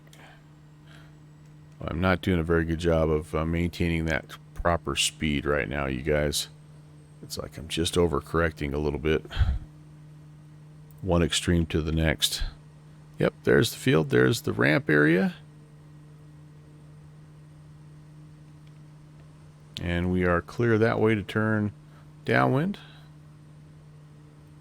Kodiak traffic. Kodiak 816, right downwind, runway 4. Kodiak traffic. Nick, I teach math and coach football. High school math, coach high school football. Closing in on 29 years of doing it, I think, or so. It's been a while.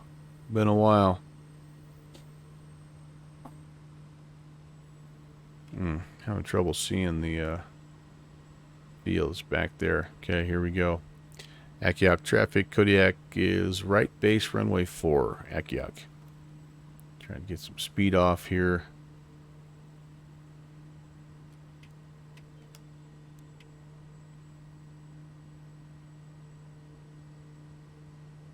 I think I'm a little bit low. My speed's off as well. Oh boy. Kodiak traffic. Kodiak 816 is final runway 4. Kodiak. I really pitched up there. I didn't mean to do that. Alright, rolling out. Oh, we missed it horribly. Let's see if we can salvage it. Otherwise, we're going to go around. We've got to finish on a good note here, you guys. Yeah, I'm way too fast.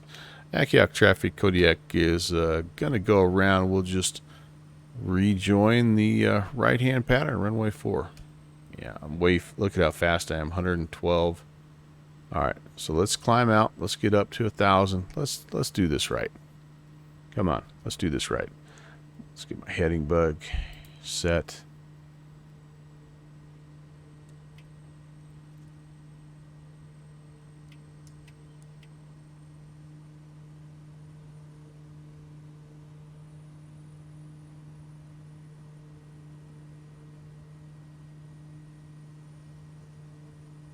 We can do better.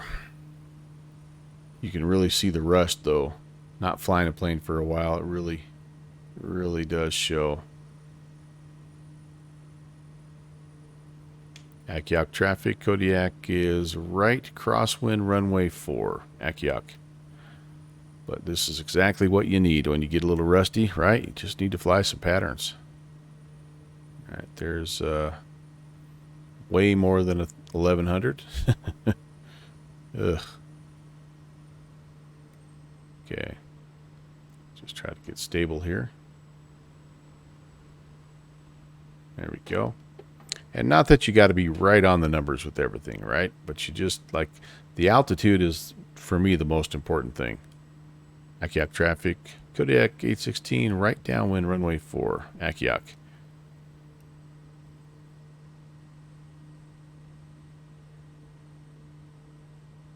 There's 11.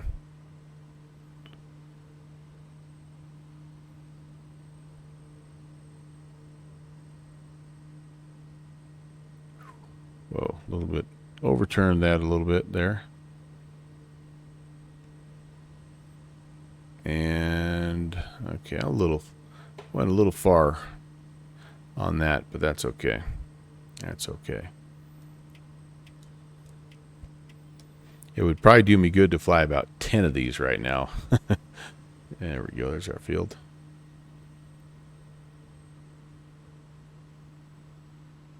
Okay, so we can start descending now. That's fine. We're midfield. We can start the descent.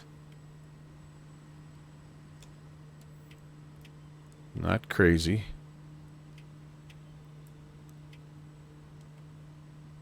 There we go. That's better. There's the end of the runway. A little bit of power back in. 500. Checked. Hey, Nick. What's up, dude? You were one of the guys I was going to raid, so I might have to have plan B now. How's your flight, buddy? Kodiak traffic. Kodiak 816, right base runway 4, Kodiak. We're trying to close on a good note here, Nick. We're trying to get a good, solid traffic pattern. And nice landing here to finish things out. And we're struggling a little bit. Kodiak traffic. Kodiak is final runway 4. Kodiak traffic. And did I turn? I turned too soon this time. Way too soon. Ooh, well, geez.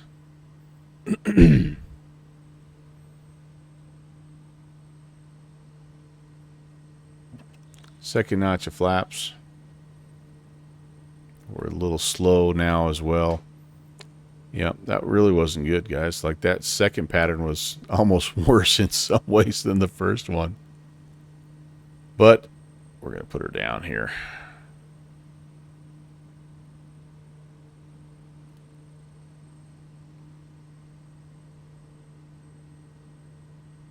I got a little wide on that pattern. I kind of lost sight of things just a little bit.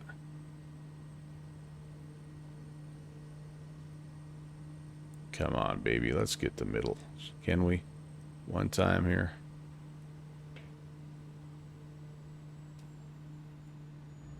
There we go. We're down. And reversers.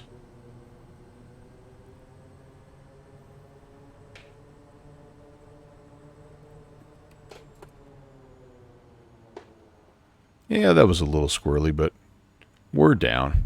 We're down. The landing was a little better than the King Salmon landing, but not very proud of that pattern, that's for sure. But that's okay. We've got things to work on. That's the beauty part of flight sim, is you can always work and get better. Didn't mean to come to a complete stop right there. Trying to find my click spots. There we go. There we go. Kodiak traffic. Kodiak 816 is clear of runway 4. Kodiak.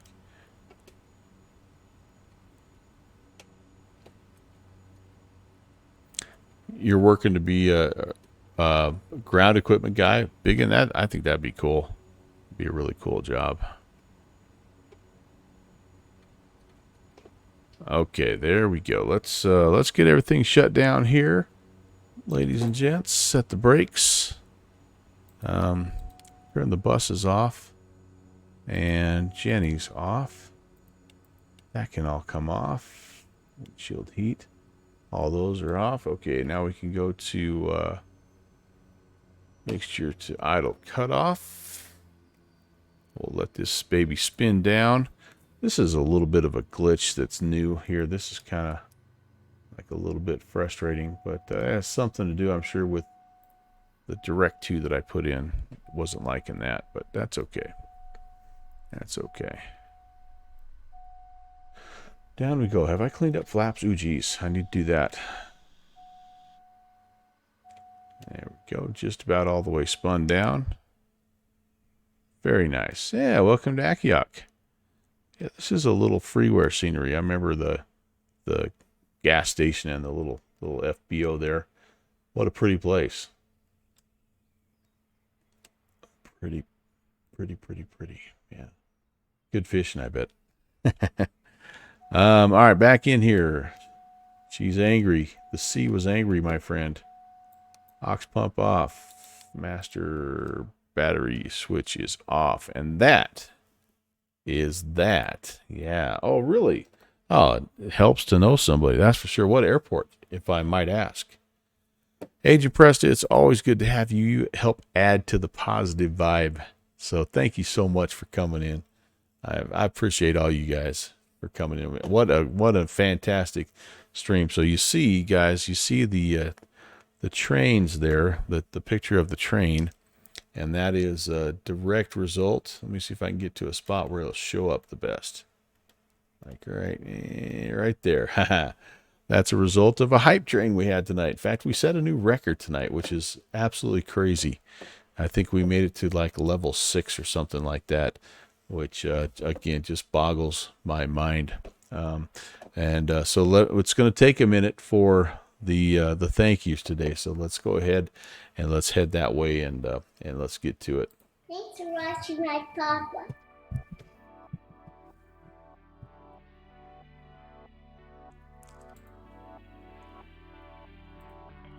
Wow. Amazing. So many people to thank for such an awesome night. And I thank you's not enough, but I'm going to do the best I can. We had a bunch of raids tonight. Nick Gressler, LaKayla came in with the raid. We had King J13 with the raid. We had Continuum was, he didn't come in with the raid, but he came in. Sim Caesar came in with the raid. We had, I think we had at least one, Cross a Pyru. Yeah, he got it started with his raid early on. So, man, thank you so much for the raids. Thanks for bringing your crew over and trusting me enough with your guys that you'll bring them over and hang out with me. That means a lot. That means a ton. Then we had just a bunch of new follows and subscriptions tonight. Tekran Neko with the follow. Texas One Flyboy, 14-month reinscription. TFB, thank you.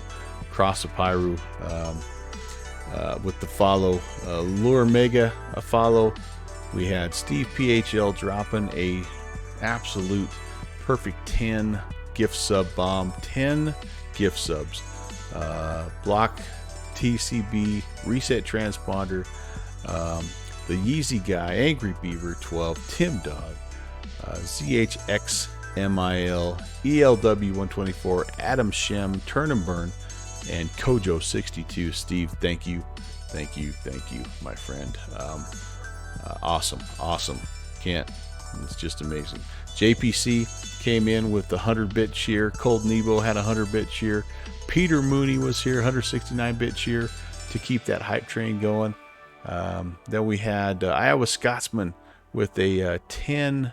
He also had a 10 gift sub bomb tonight, and he gift subbed 60 knot 787 flyer, House 75, Hawk Driver, Super Chicken, Cold Nebo, Flights with Joel, Agent Presta, and Slabadanks. And then Continuum with the gift sub to Squawk Info. Iowa Scotsman, Ron, thank you. Thanks a million, dude. You're incredible. Smitty, you're out of here. All right, brother. Much love. Take care. We'll see you next time. Titan EVT gave 5 cheer bits. Thank you for that. And a follow as well. And then Scotty DeHottie with a high 5 of gift ascriptions to DigiDriver, Frankie Poops, Kirk Deasy, Twisted Cherry, and Peaches the Burb. If you guys are here, you come across this later, I'll make sure that you reach out to the people that did the gift subs, because that is super generous of them, and man, I tell you what. And then Titan Ev 11 cheer bits as well. Thank you so very, very much. Crypto Sonar with the follow as well. We had Eric Flight coming in. I don't know if I mentioned he did the raid. Smitty Papa, our good friend John, with the 20-month re-ascription. Holy moly. And a partridge in a pear tree. It was just something incredibly special tonight. So awesome, just awesome. So we're gonna do this, you guys. I kind of mentioned to you that I've got the Bravo tour coming up on Saturday. That's my next stream. So Saturday morning, 1400 Zulu. Would love to have you come. We're gonna do something new, first time ever on the Bravo tour, and we're down in SoCal, so you're gonna want to tune in and check that out. And then the next flight after that is Northern Lights Tuesday. That's on the 18th on Tuesday. I believe that is going to be the giveaway night. So set that aside, set that date aside. I believe that's going to be our giveaway night on the 18th Tuesday. I will advertise that more, but we will be doing a $25 gift card giveaway.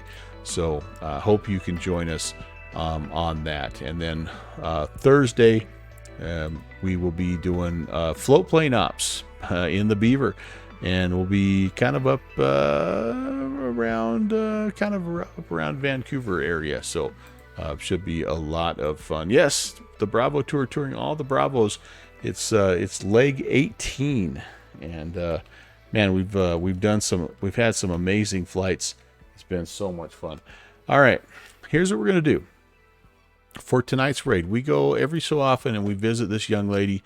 This is not a flight sim related channel, but it is a really awesome music channel. It's a perfect way to kind of wind down the night.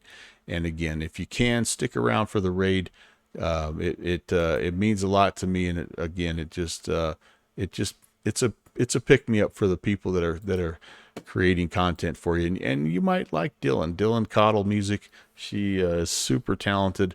And let's go say hello, request a song, hang out for at least one song or something. Anyway, I will meet you guys over there here in just a couple of minutes.